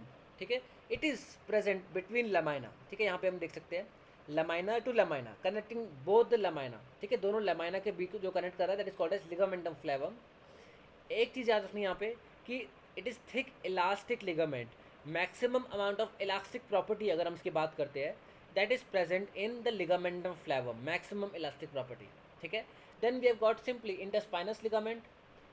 Inter transverse ligament भी होता है between both the transverse processes. And हमारे पास supraspinous ligament just touching the spinous process of each vertebrae, supraspinous ligaments. ठीक है, 6 ligaments है. ठीक है, anterior longitudinal, posterior longitudinal, ligament of flavum, interspinous, supraspinous and then we got inter transverse ligament as well. Okay, just simple. I don't think इसको याद भी करने की जरूरत है. Simply we can just remember it easily from this particular image. And ठीक है, and we got inter transverse ligament as well. तो यहाँ पे हम देख सकते हैं कि ये चीज़. एंड इसकी हमने बात करी थी कि we have to talk about the continuation of certain ligaments, कि मतलब एक पर्टिकुलर लिगामेंट का कंटिन्यूएशन किस तरह से होता है. तो ये हम देख सकते हैं कि इफ़ वी टॉक अबाउट सबसे पहले किसकी बात करें. सबसे पहले लेट्स टॉक अबाउट हमें 4 लिगामेंट्स की कंटिन्यूएशन की बात करनी है. Anterior longitudinal, posterior longitudinal, ligamentum flavum and then supraspinous ligament. सबसे पहले simply what we can see कि सुप्रास्पाइनस लिगामेंट जो है, सुप्रास्पाइनस लिगामेंट हमारा सैक्रम से जाता है up to C7 only. And can anyone tell me कि C7 के ऊपर इसका नाम क्या हो जाता होगा. हमने बात करी थी लिगामेंटम न्यूकी, है ना, NUCHAE, है ना, लिगामेंटम न्यूकी. ठीक है, लिगामेंटम न्यूकी मैंने डिस्कस किया था एक बार. इन केस ऑफ मेनिंजाइटिस और encephalitis, this is one of the you can say most commonly seen this thing that ligamentum nuchae जो है it goes into tightness. तो tightness इसका अगर हम देख सकते हैं that can be seen इनके. तो अगर हमें tightness इसकी वजह से हमें neck flexion में restriction देखने को मिल सकती है. तो there might be possibility of encephalitis or meningitis, that is inflammation of brain or maybe the meninges. ठीक है. ओके, तो इट मीन्स सुप्रास्पाइनस लिगामेंट हमारा C7 तक जाता है. C7 के बाद इट कन्वर्ट्स इनटू, और यू कैन से इसका नाम जो है that changes into ligamentum nuchae, simple, up to C7. इसके अलावा we can talk about ALL, PLL and the ligamentum flavum. ये तीनों हमारे C2 लेवल तक जाते हैं. C2 के बाद में ALL का नाम चेंज हो जाएगा and it becomes anterior AO and anterior AA ligament. Simply ना, anterior atlantoaxial and anterior atlanto-occipital ligament. ठीक है. Likewise अगर हम बात करें ligamentum flavum की, ligamentum flavum goes up to C2 and after C2 it changes into posterior AO and posterior AA ligament. and अगर हम PLL की बात करते हैं तो PLL goes up to C2 and after that its name changes and becomes tectorial membrane. ठीक है, PLL into tectorial membrane, ligamentum flavum into posterior AO and posterior AA ligaments, and ALL into anterior AO and anterior AA ligaments, and supraspinous ligament up to C7 and after that it gets converted into ligamentum nuchae from C7 up to occiput. Okay, clear है यहाँ तक. Same चीज़ यहाँ पे लिखी हुई है. ठीक है, बट आई वुड सजेस्ट कि इसको आप कहीं पे मार्क कर लो, कहीं पे नोट कर लो, so that it becomes easier for you, ठीक है. I hope everyone got this. Yes. ठीक है. Okay, now the thing that we have to talk about is okay, the zygoepiphyseal joint, ठीक है. Okay, capsule and ठीक है. Okay, इसको हम देख लेते हैं. zygoepiphyseal joint, हमने हमने zygoepiphyseal joint की बात कर ली. हमने हमने क्या देखा था, zygoepiphyseal joint का सिग्निफिकेंस क्या था, क्या प्रोवाइड कर रहा था, अमाउंट ऑफ मोशन की direction of motion. Direction of motion है ना, it was been defined by the zygoepiphyseal joint and okay, motion was by intervertebral disc. तो यहाँ पे we can see zygoepiphyseal joint की अगर हम बात करते हैं, कहीं पे भी अगर हम देख लेते हैं यहाँ पे, तो we can see यहाँ पे हमारे पास we have got a synovial joint capsule जो इसको सराउंड करता है. of course we have got a joint capsule इसके अराउंड इसके प्रेजेंट होता है, ठीक है, and that is called as zygoepiphyseal joint capsule. So we can see कि they along with the ligaments provide limitation. So it means कि of course we have to got certain structure, we have certain structure जो कि हमारे एक level of limitation provide करेंगे, because of course हम अगर हमारे पास कोई लिमिटिंग फैक्टर प्रेजेंट नहीं है या फिर कोई लिगामेंट या कुछ, तो ऑफ कोर्स वहाँ पे मोशन जो है उसका कोई लिमिट नहीं होगी ना. मतलब हमारे पास जो मूवमेंट हम जो कर रहे हैं उसके लिए एक लिमिटिंग कोई स्ट्रक्चर हमारे पास होना चाहिए जो कि उस मूवमेंट को एक्सेसिव ना होने दे. कभी हम देखते हैं कि लिगामेंट्स अगर लैक्सिटी में जाता है तो इन दैट केस हम कह सकते हैं कि मूवमेंट एक्सेसिव हो रही है या कुछ, तो या फिर वहाँ पे जॉइंट का जो स्टेबिलिटी है वो कॉम्प्रोमाइज़ हो सकता है. तो लेकिन हम कह सकते हैं यहाँ पे कि जॉइंट कैप्सूल जो है, zygoepiphyseal joint capsule, that provide stability. And thing is that we can see कि zygoepiphyseal जॉइंट कैप्सूल जो है that is most strongest, you can say, at the transitional vertebra. You can say strongest at the thoracolumbar and cervicothoracic regions. मतलब जहाँ cervical end हो रहा है, thoracic start हो रहा है, and thoracic end हो रहा है, lumbar start हो रहा है, ठीक है. It means जहाँ पे transitional vertebra आ रहे हैं, because of course transitional vertebra पे we can see कि जो orientation of facet है that changes, and because of that amount of forces जो पड़ रहे जो उसके ऊपर वर्टिब्रल कॉलम के ऊपर आ रहा है, because of that there is a high possibility of maybe that particular joint might get compromise. Because of that we can see कि हमारा जॉइंट कैप्सूल जो है the transitional vertebra that is much more stronger as compare to other structures, ठीक है. Okay, and we can see कि जो zygoepiphyseal joint capsule that is not that strong, or you can say sometimes absent in case of thoracic spine, because of course already we have got certain maximum amount of stability thoracic region पे. हमारे पास एक तो हमने amount of motion जो देखा हमने काफ़ी कम है. उसके अलावा we can see we have got a rib cage as also available, जो कि again हमारा स्टेबिलिटी को मेंटेन कर रहा है. इसलिए वी कैन सी कि हमारा zygoepiphyseal जॉइंट कैप्सूल जो है उस दैट इज़ यू कैन से not that strong in case of thoracic spine, but it is much stronger in case of cervical and lumbar region, and specifically in case of transitional region, ठीक है, जहाँ पे transitional vertebrae हो रहे हैं वहाँ पे ज़्यादा स्ट्रांगली प्रेजेंट है. एंड देखो द थिंग इज़ कि ये सारी चीज़ें हमारी एवोल्यूशनरी डेवलप होती है ना. मतलब बॉडी को कैसे पता कि कहाँ पे zygoepiphyseal जॉइंट को स्ट्रॉन्ग बनाना है, कहाँ पे वीक बनाना है. ये तो ऑफकोर्स हमारा एवोल्यूशनरी प्रोसेस की वजह से कि because may be in the past we can say कि there was a high chance of dislocation in, you can say, at the cervical thoracic region, and because of that body adapt करी, and body ने adapt करने की वजह से उस particular region पे zygoepiphyseal joint को ज़्यादा strong बनाया. तो इसलिए हम देखते हैं आज के टाइम पे in modern humans we have got stronger zygoepiphyseal joint in the transitional region, ठीक है. तो मतलब इसलिए हम ये सब चीज़ें देखते हैं. Okay, so we have talked about that, and then we are supposed to talk about the kinematics and the kinetics. देखो अभी हम सिर्फ काइनामेटिक्स एंड काइनेटिक्स को सिर्फ डिफाइन कर रहे हैं. सिर्फ हम बात करेंगे काइनामेटिक्स में हम किस चीज़ की बात करेंगे एंड काइनेटिक्स में हम किस चीज़ की बात करेंगे. इसके बाद कल से हम स्टार्ट करेंगे विद ईच स्ट्रक्चर. मतलब हम कल से सर्वाइकल रीजन से स्टार्ट करेंगे, and then we will talk about कि सर्वाइकल का बेसिक स्ट्रक्चर, उसका काइनामेटिक्स किस तरह से फंक्शन करता है, एंड कौन कौन से फोर्सेस. कोई मेरे को बता सकता है difference between kinematics and kinetics? दोनों में डिफरेंस क्या होता है between kinematics and kinetics? Does anyone know? Kinematics is हाँ. linked with motion, whereas kinetics is linked with stability provided. देखो ओके, काइनेमेटिक्स जो होता है, kinematics is related to movement. कि अगर मैं मूवमेंट की बात करते हैं, अगर अलग से हम कहीं पे कनकेव कॉन्वेक्स रोल की बात कर रहे हैं, वहाँ पे रोलिंग, ग्लाइडिंग, स्लाइडिंग की बात कर, तो it means we are talking about the kinematics of that structure. लेकिन अब हम काइनेटिक्स पे अगर आ जाते हैं तो उसके लिए कौन सा फोर्सेस रिस्पॉन्सिबल है, मतलब लेट्स से ग्रेविटेशन फोर्स की वजह से वो काम कर रहा है या फिर मसल कॉन्ट्रैक्शन की वजह से वो काम कर रहा है, किस वजह से वो काम कर रहा है.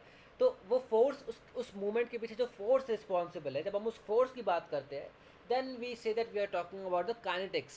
ठीक है.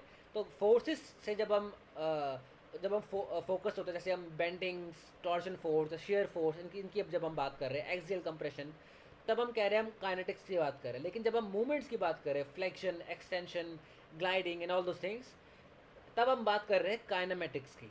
ठीक है. That is the basic difference between kinematics and kinetics. Okay. ठीक है.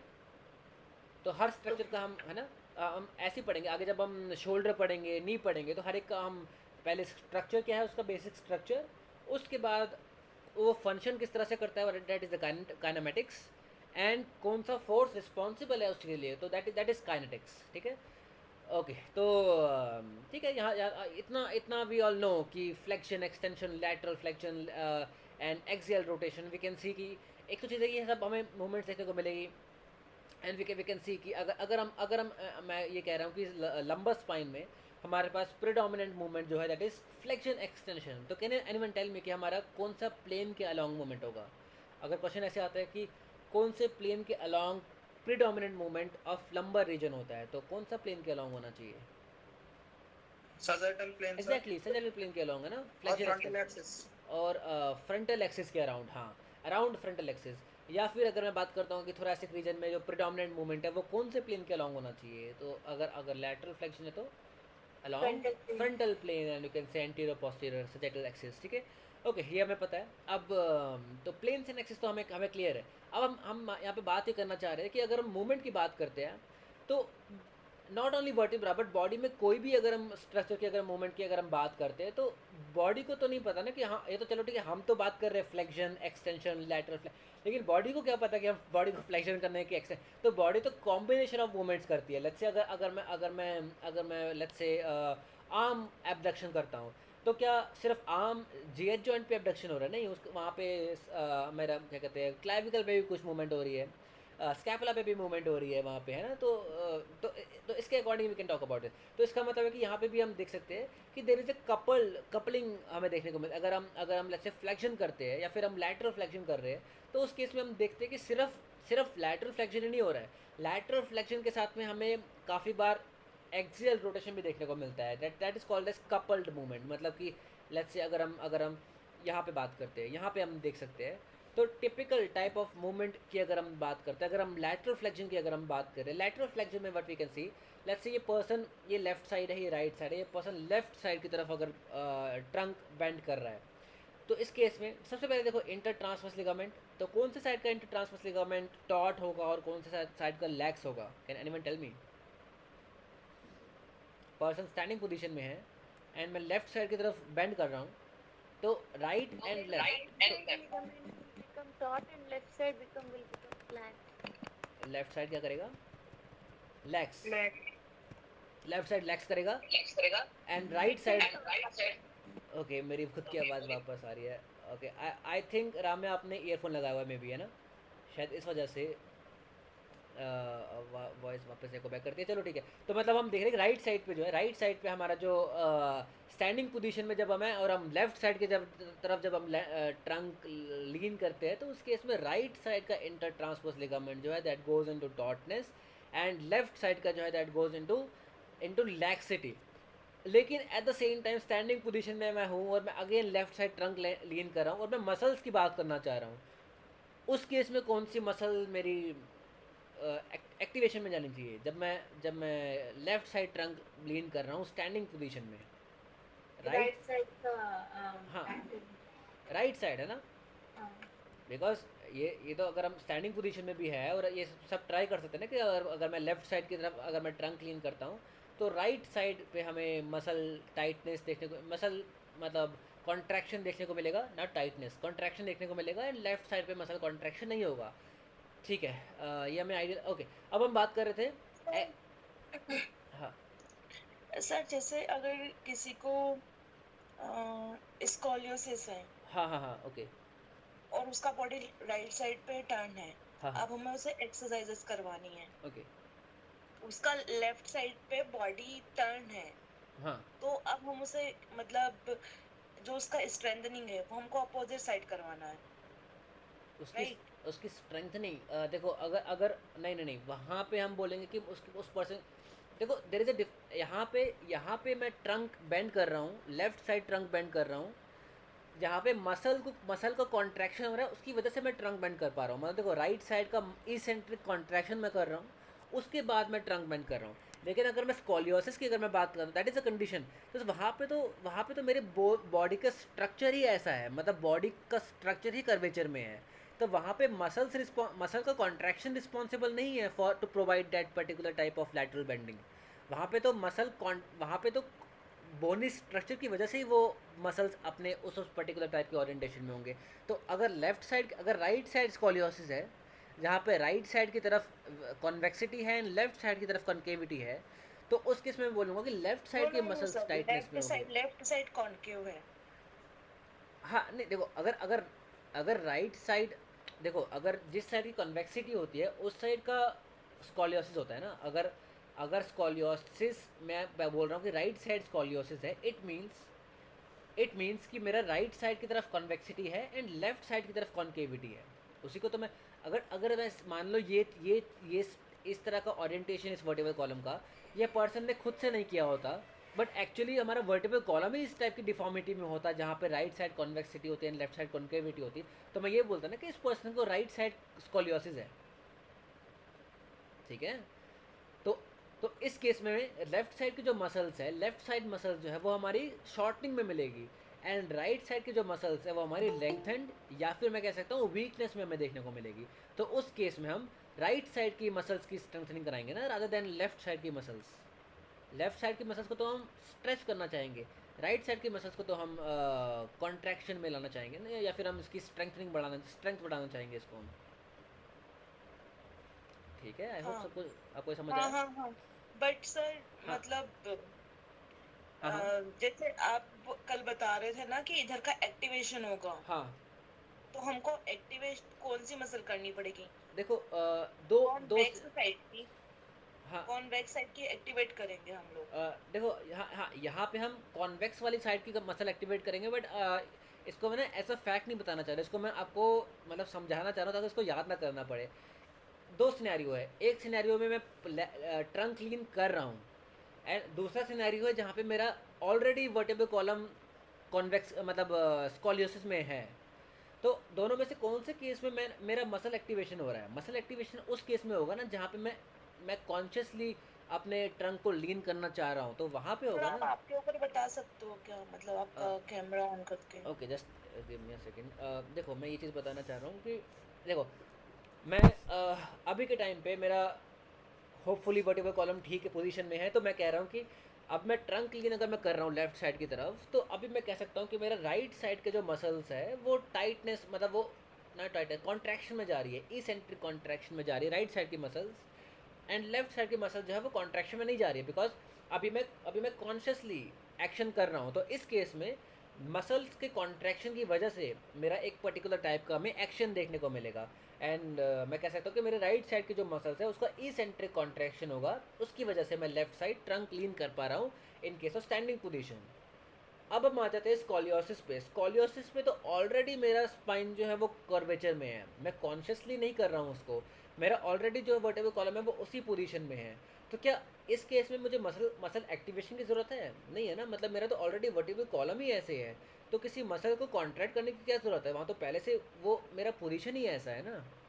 तो यहाँ पे तो मेरे राइट साइड की मसल्स को कोई एक्टिवेट होने की ज़रूरत ही नहीं है, वो तो ऑलरेडी वर्टिबल कॉलम की पोजीशन ही ऐसी है, तो उसकी वजह से अब हम कह सकते हैं कि मेरी लेफ्ट साइड की जो मसल्स है वो मेरी मतलब शॉर्टनिंग में है एंड या फिर हम कह सकते हैं टाइटनेस में है, एंड राइट साइड की जो मसल्स है वो हमारी स्ट्रेच पोजीशन में है या फिर वीकनेस पे है। तो यहाँ पे हम टाइटनेस टर्म यूज़ कर सकते हैं, लेकिन जहाँ पे मसल कॉन्ट्रैक्शन हो रहा है वहाँ पे हम टाइटनेस टर्म नहीं यूज़ करेंगे, वहाँ पे हम बोलेंगे because of muscle contraction that is eccentric contraction, मैं लेफ्ट साइड ट्रंक क्लीन कर रहा हूँ एंड उसकी वजह से मेरी राइट साइड की जो मसल्स है उनका इसेंट्रिक कॉन्ट्रैक्शन हो रहा है। तो दोनों सिनेरियो डिफरेंट है। हाँ सर मतलब आप इस पेशेंट को हमको ट्रीट करना है, तो फिर हम उसकी मसल कौन सी वाली एक्टिवेट करेंगे? मतलब मेरे को ये बिल्कुल भी कॉन्सेप्ट समझ नहीं ओके। आया। तो अगर अगर अगर ओके, अगर मैं अगेन करता हूँ, अगर देखो, अगर अगर मेरा राइट साइड स्कॉलियोसिस है, मतलब राइट साइड कर्वेचर है, राइट साइड जिस साइड कन्वेक्सिटी होती है उस साइड का स्कॉलियोसिस होता है, ठीक है। तो राइट साइड अगर मेरा कन्वेक्सिटी है, मेरा ऐसी ऐसी पोजीशन है, तो इस केस में सिंपली जहाँ पे ये चीज़ है, जहाँ पे मसल शॉर्टिंग में होती है, वहाँ तो मसल वीकनेस में नहीं जाएगी ना, मतलब उस मसल में तो पहले से ही टोन प्रेजेंट है। जहाँ पे उस एक मसल को अगर आप स्ट्रेस्ड पोजीशन में रखोगे, या फिर जैसे मान लो एक रबर बैंड है, उसको आप खींच खींच के रखोगे अगर कंटिन्यूसली, तो कुछ टाइम के बाद देखोगे ना उस रबर बैंड की जो रिकॉइल प्रॉपर्टी जो होती है वो लॉस लॉस हो जाएगी ना, कम हो जाएगी। तो इसका मतलब कि अगर मसल को आप पहले से, अगर आपने कंटिन्यूसली स्ट्रेच पोजीशन में, राइट साइड के जो मसल्स हैं उसको आपने कंटिन्यूसली स्ट्रेच पोजीशन में रखा हुआ है, तो डोंट यू थिंक कि राइट साइड की मसल्स हमारी वीक होगी? तो उस केस में अगर हमें स्ट्रेंथन करने की ज़रूरत है तो हमें राइट साइड मसल को स्ट्रेंथन करने की ज़रूरत, या फिर अगर हमें एक्टिवेट करने की ज़रूरत है, जो आप टर्म यूज़ कर रहे हो एक्टिवेट करने की ज़रूरत है, तो हमें राइट साइड मसल्स को एक्टिवेट करने की ज़रूरत है, ना कि लेफ्ट साइड की मसल। लेफ्ट साइड को तो हमें रिलीज करना है, मतलब स्ट्रेच करना है लेफ्ट साइड को, राइट साइड की आप हमें सर, एक्टिवेट। ठीक है। ओके सर, आपने बोला कि इधर जो राइट साइड है उसको हम एक्टिवेट करेंगे, एग्जैक्टली हाँ। राइट? हाँ हाँ। तो एक्टिवेट करने के लिए हमको बैंड तो फिर लेफ्ट साइड ही होना पड़ेगा ना? मतलब नहीं नहीं, तो हम पर्सन को लैटरल उसमें ले आओ, मतलब साइड लाइन पोजीशन में ले आओ। पर्सन को आप लेफ्ट साइड के ऊपर साइड लाइन पोजीशन में ले आओ। Now ask the person to do trunk lean against gravity. Okay तो उस ओके, केस में thank you right sir. Side की कॉन्ट्रैक्ट हो रही है। तो अगेन मैं वो चीज़ बोल रहा हूँ कि दिस इज ऑल कॉमन, बस गॉट इट सर, हाँ got it. Exact, this is all common sense. इसको ना अलग अलग तरीके से आप ट्राई करो सोचने का, ये कुछ भी नहीं है। बायोमैकेनिक्स बस मेरे को ऐसा लगता है किसी के दिमाग में कुछ आया आइडिया, उसको बस कुछ टर्मिनोलॉजीज दे दी, टर्म दे दिया, एंड एक सब्जेक्ट बन गया, सिंपल। वरना कुछ नहीं है बायोमैकेनिक्स एज अ होल, ठीक है। बस it is all common sense, ठीक है। तो मतलब हम उसको साइड हाँ लाइन में करवा के और फिर हम हाँ उससे करवाएंगे। हाँ, आप ओके। साइड लाइन में ले आओ, लेकिन ज़रूरी नहीं कि आप स्टैंडिंग में भी मतलब आप स्टैंडिंग पोजीशन में अगर आप चाहो तो, लेकिन हाँ स्टैंडिंग पोजीशन में आप पर्सन की डिफॉर्मिटी है तो वहाँ थोड़ा मुश्किल है, तो आई वुड प्रेफर कि हाँ पर्सन अगर साइड लाइन पोजीशन में हो तो वहाँ पे थोड़ा सा ज़्यादा इजी रहेगा उसके लिए, तो हाँ उसको साइड लाइन पोजीशन में हम कर सकते हैं, ठीक है। ओके तो ओके टाइम भी हो गया, तो हाँ अब यहाँ पे मुझे बस एक लास्ट चीज़ की बात करनी है, उसके बाद मैं इसको रोक दूंगा। यहाँ पे मुझे बात ऐसी करनी है कि जब हम लैटरल ट्रंक लीन करते हैं, तो उस टाइम पे एक तो हम क्या देख रहे हैं कि हाँ ठीक है, मतलब जैसे अगर हम लेफ्ट साइड ट्रंक लीन कर रहे हैं, इसको इसको चलो हमने स्कॉलियोसिस की बात करी, हम इसको स्कॉलियोसिस से भी कंपेयर करेंगे एक बार, ठीक है। तो अभी हम यहाँ पे क्या देख रहे हैं, अगर हम टिपिकल मूवमेंट की अगर हम बात करते हैं वर्टिब्रा, दो वर्टिब्रा के बीच में, तो अगर हमने अभी क्या देखा कि लैटरल फ्लेक्शन के साथ में एक्सियल रोटेशन जो है दैट इज कपल्ड है ना, मतलब कपल्ड मूवमेंट होता है, हमें देखने को मिलता है lateral flexion and axial rotation. Axial rotation simply means कि ये एक वर्टिब्रा है, ये दूसरा वर्टिब्रा है, ठीक है। दोनों का एक्सिस कौन सा होगा, एक एक्सिस ऐसे पास करेगा ना, यही तो एक्सिस होगा दोनों वर्टिब्रा के बीच में। इस एक्सिस के अराउंड ये वर्टिब्रा किस तरह से मूव करते हैं, उसको हम बोलते हैं एक्सियल रोटेशन, है ना। तो एक्सियल रोटेशन, तो इसका मतलब हमें सॉरी, इसको हम कह सकते हैं कि हमें लैटरल ट्रंक लीन के साथ में एक्सियल रोटेशन भी कुछ देखने को मिलेगा, ठीक है। लैटरल ट्रंक लीन के साथ में एक्सियल रोटेशन देखने को मिलेगा। अब किस तरह से देखने को मिलता है हमें, उसकी अगर हम बात करते हैं, तो लेट्स से ये पर्सन अगर अगर लेफ्ट साइड ट्रंक लीन करता है, तो लेफ्ट साइड ट्रंक लीन करने के टाइम पे, या हम टिपिकल मूवमेंट की अगर हम बात कर रहे हैं, तो उस केस में हम बोल सकते हैं लेफ्ट साइड अगर ट्रंक लीन करता है पर्सन, तो उस केस में वर्टिबल बॉडी का सेम डायरेक्शन में ट्रंक लीनिंग होती है। मतलब कि अगर हम यहाँ पे कंपेयर करते हैं, तो एक तो ये ट्रांसपेरेंट वाला जो दिखाया हुआ है, ये हमारा कौन सा इन्फीरियर वर्टिब्रा है, एंड जो ये वाला जो वर्टिब्रा है कलर्ड में, ये हमारा सुपीरियर वर्टिब्रा है। एंड इस पर्टिकुलर सिनेरियो में ये person left side trunk clean कर रहा है, तो इस केस में हम बोल सकते हैं कि लेफ्ट साइड ट्रंक क्लीन करने के टाइम पे अगर अगर हम बाकी दो को भूल जाते हैं, इसको लेके चलते हैं, तो हम कह सकते हैं कि सुपीरियर वाला vertebra left side trunk clean के साथ में एक्सियल रोटेशन भी शो करेगा एज कम्पेयर टू इसके इन्फीरियर वाले वर्टिब्रा। मतलब कि सुपीरियर वाले वर्टिब्रा जो है वो लेफ्ट साइड की तरफ रोटेट भी करेगा, एक तो बेंड तो करेगा ही, लेकिन बेंडिंग के साथ में लेफ्ट साइड की तरफ रोटेट भी करेगा as with respect to inferior वाला वर्टिब्रा, ठीक है। जो कि हम यहाँ पे देख सकते हैं कि जो सुपीरियर वर्टिब्रा है इसका आप वर्टिबल बॉडी को लेके चलो, ठीक है, वरना कंफ्यूजिंग हो जाएगा। आप वर्टिबल बॉडी को लेके चलो कि vertebral body rotates or axial rotation of the vertebral body is seen towards the same direction in the direction in which we bend our trunk laterally, ठीक है। वर्टिबल कॉलम का बेंडिंग जिस direction में है, सेम डायरेक्शन में हमारा superior vertebra का axial rotation भी देखने को मिलेगा, और उसका कौन सा, वर्टिबल बॉडी का रोटेशन हमें देखने को मिलेगा सेम डायरेक्शन में जिस डायरेक्शन में हम वर्टिबल कॉलम का ट्रंक लीन कर रहे हैं, या फिर वर्टिबल कॉलम को हम लीन कर रहे हैं जिस डायरेक्शन में। आई होप सबको ये चीज़ समझ आई। यस ठीक है, ये हमारा टिपिकल मूवमेंट देखने को मिलता है। और स्पेसिफिकली हमें कहाँ देखने को मिलेगा, लैटरल, मतलब हम बात कर रहे हैं थोरेसिक रीजन की, बिकॉज थोरेसिक रीजन में हमारा प्रीडोमिनेंट मूवमेंट है lateral flexion and axial rotation, ठीक है। ओके, लेकिन अगर हम बात करते हैं, ये हमारा बायोमैकेनिक्स है, लेकिन अगर हम बात करते हैं पैथोमैकेनिक्स की या फिर स्कॉलियोसिस की, तो स्कॉलियोसिस में क्या हो रहा है, स्कॉलियोसिस में अगेन हमें सेम टाइप की डिफॉर्मिटी भी देखने को, हम बात कर रहे हैं राइट साइड स्कॉलियोसिस, जहाँ पे राइट साइड कॉन्वेक्सिटी है, लेफ्ट साइड कॉन्केविटी है। उस स्कॉलियोसिस में हमें क्या देखने को मिलेगा, जो सुपीरियर वर्टिब्रा है उसका जो वर्टिबल बॉडी है उसका एक्सियल रोटेशन अपोजिट डायरेक्शन में है, मतलब कि जिस साइड का स्कॉलियोसिस है उसी साइड की तरफ, उसी डायरेक्शन की तरफ हमारा सुपीरियर वर्टिब्रा का वर्टिबल बॉडी जो है वो रोटेट करता है। ओके, मतलब हम ये बोल सकते हैं कि लेट्स से यहाँ पे इस केस में ये पर्सन लैटरल ट्रंक लीन नहीं कर रहा, ये पर्सन यहाँ पे स्कॉलियोटिक है, स्कॉलियोसिस की वजह से यहाँ पे हम देख रहे हैं कि राइट साइड कॉन्वेक्सिटी है, लेफ्ट साइड कॉन्केविटी है। तो इस केस में हम क्या देखेंगे, सुपीरियर वर्टिब्रा जो है with respect to inferior vertebra, superior vertebra का जो वर्टिबल बॉडी है that rotates or that moves towards the scoliotic side or towards the side of convexity. I hope everyone got this point. Yes sir ठीक है, देखो हमने normal movement की बात करी, सुपीरियर वर्टिब्रा इन्फीरियर वर्टिब्रा, मैं left side trunk lean कर रहा हूँ या लेफ्ट साइड वर्टिबल कॉलम का लैटरल बेंडिंग करता है, तो उस केस में सुपीरियर वर्टिब्रा जो है वो इन्फीरियर वर्टिब्रा वाले के रिस्पेक्ट में सेम साइड की तरफ रोटेट, मतलब मैं इस साइड रोटेट कर रहा हूँ तो सेम साइड की तरफ मूव करेगा वर्टिबल बॉडी। लेकिन अगर मेरा स्कॉलियोटिक है वर्टिबल कॉलम और राइट साइड स्कॉलियोसिस, अगर मैं एग्जांपल लेके चलता हूँ, तो उस केस में vertebral body will rotate towards the side of scoliosis, मतलब वर्टिबल बॉडी का रोटेशन होगा towards the side of convexity. अब अगर towards the side of convexity अगर मेरा वर्टिबल बॉडी का रोटेशन होता है, तो उस केस में राइट साइड का जो ट्रांसवर्स प्रोसेस है वो हमारा पोस्टीरियरली आ जाना चाहिए, है ना, एंड जो स्पाइनस प्रोसेस है वो हमारा और लेफ्ट साइड की तरफ रोटेट मूव कर जाना चाहिए, तो है ना, ऐसा होगा। एंड इसकी वजह से हमारा जो रिब केज है, बिकॉज रिब केज हमें पता है रिब्स का अटैचमेंट हमारा मतलब वर्टिब्रा से भी है एंड ट्रांसवर्स प्रोसेस से भी है, तो डोंट यू थिंक कि राइट साइड का जो रिब केज है पोस्टीरियरली वो और पीछे की तरफ मूव कर जाना चाहिए, या फिर हम कह सकते हैं हमें रिब हम्प देखने को मिलेगा। चलो उसकी हम बात करते हैं, स्कॉलियोसिस में हम बात करेंगे, लेकिन हम कह सकते हैं ना हमें एक टिपिकल रिब हम्प देखने को मिलता है।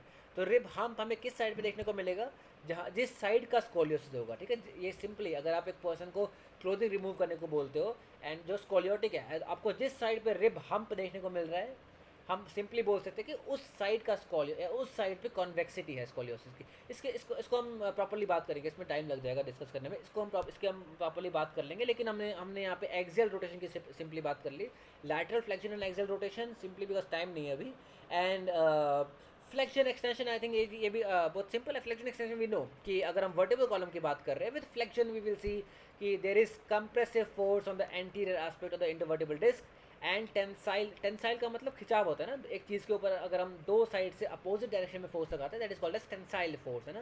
तो यहाँ पे अगर हम टेंसाइल फोर्स लगाते हैं, यहाँ पे मतलब टेंसाइल फोर्स लगेगा on the posterior, anteriorly we will get an this thing compressive force, है ना। And as a whole we can see superior vertebra will translate anteriorly with respect to inferior vertebra, या फिर extension के time पे we will see superior vertebra will translate posteriorly with respect to inferior vertebra.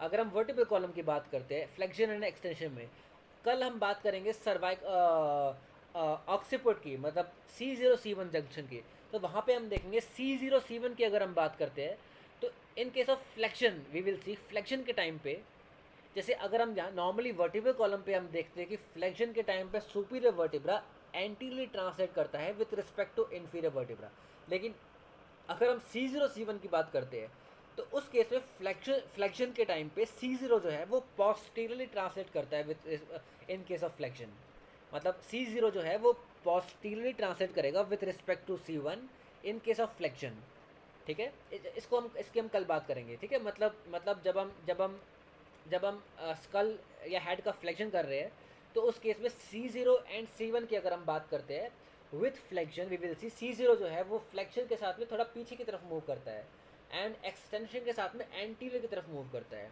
ठीक है, C0 C1 में। लेकिन उसके अलावा बाकी सब में अगर हम देखते हैं वर्टिब्रल कॉलम में, तो फ्लेक्शन के साथ में superior vertebra will always translate anteriorly with respect to. देखो यहाँ पे हमेशा आपको विथ रिस्पेक्ट टू की बात करनी है। सिंपली हम नहीं बोल सकते सुपीरियर वर्टिब्रा कहाँ मूव कर रहा है जब तक हम किसी और का रेफरेंस नहीं लेके चल रहे। जब हम इसका रेफरेंस लेके चल रहे हैं, अब हम बोल सकते हैं कि इसके रेफरेंस में ये वाला वर्टिब्रा एंटीरियर ट्रांसलेट कर रहा है या इसके रेफरेंस में ये वाला वर्टिब्रा पोस्टीरियर ट्रांसलेट कर रहा है, ठीक है। I hope everyone is getting this thing, Yes, sir. ठीक है। एंड सिंपली हमारा लिगामेंट्स की तो हम बात कर सकते हैं ना फ्लेक्शन के साथ में। कैन एनीवन टेल मी कौन सा लिगामेंट जो होगा वो मैक्सिमम टॉटनेस में जाएगा? Posterior. posterior ligaments है ना, mainly the supraspinous ligament है ना, and in case of extension our anterior longitudinal ligament mainly it will go into tautness। लेकिन flexion के साथ में muscle activation किसका होगा? स्टैंडिंग पोजीशन में, जब पर्सन स्टैंडिंग में है उस केस में जब पर्सन स्टैंडिंग पोजीशन में है और जब मैं फ्लेक्शन में जा रहा हूँ तो उस केस में ऑफकोर्स उस केस में भी हमारा posterior साइड मसल्स का एक्टिवेशन होगा ना, Yes. है ना। I think this is simple है ना कि पोस्टीरियर साइड मसल्स का एक्टिवेशन होगा इन case of extension standing position में एब्डोमिनल्स का एक्टिवेशन होगा एंड नॉट, हाँ इसका, ठीक है, ओके, ये हमें क्लियर है। एंड ऑफ कोर्स जब पर्सन सुपाइन लाइंग पोजीशन में जाएगा तब चेंज होगा। सुपाइन लाइंग में अगर पर्सन फ्लेक्शन करता है तो एब्डोमिनल्स जिसको हम क्रंचेस कहते हैं ना, एंड अगर प्रोन लाइन में पर्सन अगर एक्सटेंशन करता है तो उस केस में बैक मसल्स जो है वो एक्टिवेशन में जाएगा, जिसको हम क्या कहते हैं, प्रोन कोब्रा एक्सरसाइज कहते हैं ना। प्रोन कोब्रा एक्सरसाइज जिसमें हम पर्सन प्रोन लाइन में होता है and person tries to lift the trunk upwards, है ना, तो उसको हम प्रोन कोब्रा एक्सरसाइज कहते हैं। तो वहाँ पे बैक मसल्स जो है उसका एक्टिवेशन होगा। Okay, lateral flexion and axial rotation हमें समझ आ गया। एंड ओके, लास्ट में हमें काइनेटिक्स बचा, चलो इसको हम फिर कल डिस्कस कर लेंगे। एक बार काइनेटिक्स है, उसके बाद हम कल स्टार्ट करेंगे with cervical and thoracic biomechanics, ठीक है। और कुछ, चलो इसको हम कल ही डिस्कस कर लेंगे। जस्ट लेट मी नो, यहाँ तक कुछ क्लियर हुआ, कुछ समझ आया? Yes sir. ठीक है। आई थिंक बुक से ऐसा पर्सपेक्टिव नहीं मिल पाता ना, मतलब बिकॉज बुक में नॉर्किन्स में बहुत कुछ चीज़ें लिखी हुई है बट बहुत छुपा के लिखी हुई है, मतलब एक लाइन में उनको ख़त्म किया हुआ है, उनको प्रॉपरली एक्सप्लेन नहीं किया। तो उस चीज़ में I think this thing becomes important. I would really suggest, अगर आपका इंटरेस्ट बायोमैकेनिक्स में आ रहा है ना, एक बार आप नॉर्किन्स अगर आप कंप्लीट कर लेते हो, उसके बाद I would recommend your book Carol A Otis करके, बिकॉज अभी मैं वही बुक अभी मैंने कुछ टाइम से वो बंद करी हुई है, लेकिन मैं मोरलेस उसी बुक को अब मेनली कंसल्ट कर रहा हूँ, because right now I am done with Norkin's and now I have jumped over to that particular book. तो वहाँ पे आपको और बेटर पर्सपेक्टिव मिलेगा चीज़ों का कि किस तरह से और प्रिसाइसली और कैसे फंक्शनिंग होती है उन चीज़ों की। तो दैट इज़ बेसिकली बायोमैकेनिक्स। तो अभी हम नॉर्किन्स पे ही फोकस करेंगे प्रॉपरली, ठीक है। Okay, so and I think जिसका एग्ज़ाम है, आई थिंक सबने लीव कर दिया होगा मे बी आज अभी तक, लेकिन अगर आप हो इसमें तो all the best and do your best, ठीक है। And thank you. हाँ हाँ हाँ सर, बायोमेकेनिक्स का आप बुकलेट वो मटेरियल दिए थे ना, हाँ हाँ हाँ उसमें हाँ लिमिटेड चैप्टर्स है सर। हाँ, सारा नहीं कवर कर, हम पहले वर्टिब्रल कॉलम कवर करेंगे उसके बाद हम शोल्डर नहीं हाँ हाँ नहीं है सर, मींस मटेरियल में चैप्टर्स लिमिटेड है, तो पोस्चर वाला ये सभी नहीं है सर। नहीं तो पोस्चर देखो, पोस्चर को अगर हम करने लगे ना, पोस्चर गेट वगैरह, तो ऐसा कर लेंगे। उसके ऊपर देखो, उसके ऊपर क्वेश्चंस वगैरह हमने एमसीक्यू वगैरह टेस्ट जो उसमें डाला हुआ है, तो कुछ वहाँ से हम मे बी किसी संडे को या किसी दिन को हम, बिकॉज अगर पोस्चर भी गेट भी एंड फिर पहले 3 चैप्टर भी अगर सब कुछ अगर एक साथ उठाना शुरू करें, फिर तो मेरे ख्याल से 2 महीने बायोमैकेनिक्स चलानी पड़ेगी। तो इसको अगर हमें टाइम नहीं चैप्टर के लिए, हमारे पढ़ने के लिए सर। अच्छा, आप प्रोवाइड किए तो भी बेटर, आपको देखो ऐसा करते हैं कि पहले 3 चैप्टर के लिए इफ़ यू वांट, मैंने मतलब वीडियो डाली हुई है मतलब यूट्यूब पे, if that is helpful just let me no, because पहले 3 चैप्टर्स में सिर्फ प्रोटीन के बारे में, जैसे कोलाजन क्या काम करता है, ये क्या करता है, वो क्या करता है, स्ट्रेस स्ट्रेन कर्व है, स्ट्रेस स्ट्रेन कर्व हम डिस्कस कर सकते हैं। एंड उसके अलावा ये सब चीज़ों की बात की गई है। उसके बाद फिर लास्ट के 2 चैप्टर हमारे बचते हैं क्या क्या, गेट एंड पोस्चर। तो gait and posture. Gait and posture के ऊपर मैं ऐसा कर सकता हूँ, मेरे पास ऐसा अभी नोट्स तो कुछ है नहीं अवेलेबल, लेकिन लेट्स सी कुछ अगर मटेरियल उसके ऊपर अगर कुछ फिगर आउट कर पाते तो वो हम देखते हैं। ठीक है, लेकिन बाकी जो मेजर स्ट्रक्चर्स है वो कवर कर लिए हैं हमने, मतलब इसमें। यस सर, वो स्ट्रक्चर से किंतु हाँ। हमारे को रिवीजन के लिए अभी निर्धार आ रहा ना, सो उसके लिए वो टाइम लग रहा तो सर, इसलिए मटेरियल प्रोवाइड किए थे भी, ओके वी विल रेडी। तो मेरे पास ऐसे सीजीएम में वो पढ़ने के लिए टाइम लग रहा सर बहुत, इसलिए मैं देख रहा तो कहीं पे अगर मेरे को पोस्चर एंड गेट के ऊपर कुछ अगर नोट्स कहीं मिलते हैं तो मैं, क्योंकि मेरे पास ऐसा अभी के टाइम पे कोई नोट्स ऐसे अवेलेबल नहीं है पोस्चर और गेट के ऊपर। तो मैं पहले मैं कंफ्यूज था इस चीज़ के ऊपर जब मैं ये बना रहा था ना ये पीपीटीज वगैरह, तो उस टाइम पे मैं सोच रहा था कि मैं इस पे, लेकिन उसको ऐड करने के बाद में, बिकॉज पोस्चर और गेट एज अ होल आप बाकी सब अलग से ले लो और पोस्चर गेट अलग ही चीज़ है, वो दोनों अपना और इतना टाइम। फर्स्ट ट्रेड आपको सर, हाँ हमारे तो को मटेरियल होना, no need of teaching, we want material sir. Okay, I will just figure out, let's see कि मैं कहीं से अगर फिगर आउट कर पाता हूँ कुछ चीज़, तो मैं I will surely let you know कि अगर कहीं से अगर मेरे को कुछ मिल जाता है तो मैं कुछ फिगर आउट करता हूँ उसके लिए, ठीक है, इन दोनों चीज़ों के लिए। हाँ सर और एक है कि एमसीक्यूज का इंडिविजुअल चैप्टर का एमसीक्यूज यूट्यूब में कहाँ भी नहीं मिल रहे सर, सभी होल चैप्टर होल बायोमेकेनिक्स मिल रहा है, किंतु इंडिविजुअल हिप जॉइंट पे, नी जॉइंट पे, ऐसा इंडिविजुअल चैप्टर्स में एमसीक्यूज नहीं मिल रहा। इंडिविजुअल तो आई डोंट थिंक कहीं पे आपको ऐसे कहीं मिलेगा, मतलब इंडिविजुअल मतलब जैसे कि शोल्डर के ऊपर सिर्फ बायोमैकेनिक्स, शोल्डर के ऊपर सिर्फ एक बुक हो, मतलब एक चैप्टर हो कहीं पे जहाँ पे क्वेश्चंस हो, नहीं ऐसे नहीं, हाँ एमसीक्यूज करने के लिए सर अभी ऐसा ये हाँ है ना सर, अभी पीपी महांती ऐसा है, वो होल बायोमेकेनिक्स चैप्टर सभी होने के बाद एमसीक्यूज रहता, ऐसा इंडिविजुअल आई शोल्डर थिंक जॉइंट पे ऐसा नहीं रहता। आई थिंक ऐसे ही मिलेगा, मतलब मैं भी जब प्रिपेयर कर रहा था मेरे को ऐसे ही मतलब कंबाइंड क्वेश्चन ही थे।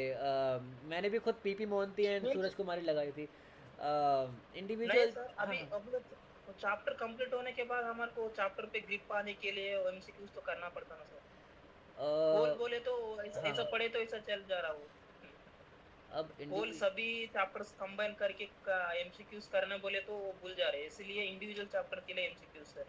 या तो उसमें यही कर सकते हैं कि जो कंबाइंड जहाँ पे जैसे इन बुक में दिया हुआ है तो वहाँ से आप पहले फिल्टर आउट कर लो, मतलब हर एक उसके अकॉर्डिंग, एंड उसके बाद फिर हम कर सकते हैं, थोड़ा उसमें मेहनत करनी पड़ेगी, बट आई डोंट थिंक कि कोई बात आपको मतलब आपको कौन सा एग्ज़ाम देना है, कौन किसी निर्तर सर, निर्ता, ओके, उसकी निर्तर और हमारा स्टेट एग्जाम भी है।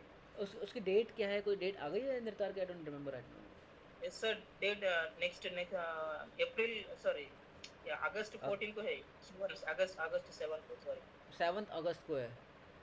Yes sir. ओके ठीक है, तो ऐसे आई डोंट थिंक कहीं पे ऐसे कुछ मिलेगा, अगर मिलता है तो लेट्स सी कहीं पे अगर ऐसे मिलेगा, बट आई डोंट थिंक इससे ये चीज़ अच्छा आइडिया मिलता है कि बिकॉज कि may be we can ourselves come up with this idea ना, कि हम खुद से मे बी ऐसी कोई बुक बना सकते हैं जहाँ पे सब्जेक्ट वाइज नहीं ऐसे नहीं कोई हो, लेकिन लेकिन अभी नहीं नहीं नहीं हाँ हाँ नहीं, आपको फ्रेंड सर्किल में ऐसा कुछ मटेरियल रहे तो, नहीं तो आपको मालूम रहता है ऐसा, हाँ वो सब करके ग्रुप में लगा तो हमारे को बेनिफिट हो जाता। चलो मैं देखता हूँ अगर मेरे को ऐसे, बट आई डोंट थिंक ऐसे कोई बुक है जो मेरे मेरे मेरे नोटिस में, आई डोंट थिंक ऐसे कोई बुक है, बट अगर अगर है तो I will surely let you know, अगर कहीं पे ऐसा कुछ मिलता है तो ठीक है, कहीं पे अगर ऐसे मिलता है, बट आई थिंक आपको कंबाइंड ही मिलेगा हर जगह पे, आई डोंट थिंक कहीं पे अगर ऐसे कुछ मिलेगा, ठीक है, but still I will see कि अगर ऐसा कुछ होता है तो आई will just surely let you know, ठीक है। Sir, can you provide previous question papers of any which whatever the university they have हाँ conducted? I have already provided वो तो। आप एक आईपी एक लगा रहे और आईपी एक रखे और दूसरे भी। नहीं जामिया का भी है, अमर ज्योति का भी है, मैं लिंक अभी डाल देता हूँ फिर से ग्रुप में, आई थिंक मैंने ग्रुप में डाला है कि नहीं डाला, अगर मैंने नहीं नहीं डाला सर, आईपी एक ही डाले। आईपीयू, अगर ओके मैं एक लिंक सेंड कर देता हूँ ग्रुप में अभी, तो उसमें आपको जामिया के भी मिल जाएंगे, जामिया का 2017 से लेके 18 19 17 18 19 20 एंड आई थिंक 21 भी है मेरे ख्याल से, एंड उसके अलावा अमर ज्योति का भी है, वो आईपीयू के थ्रू होता है ना, तो अमर ज्योति का भी आपको क्वेश्चन पेपर 1 साल का या 2 साल का ऐसे कुछ क्वेश्चन पेपर उसमें भी है, उसके भी, एंड आईपी का आपको उसमें ग्रुप में मिल गया है, तो ऐसे उसमें रहेगा, तो मैं लिंक अभी सेंड कर देता हूँ वो उसमें, ओके, ठीक है, थैंक यू ओके। ठीक है, चलो फिर then let's find it up. Okay, thank you everyone. Thank you, sir.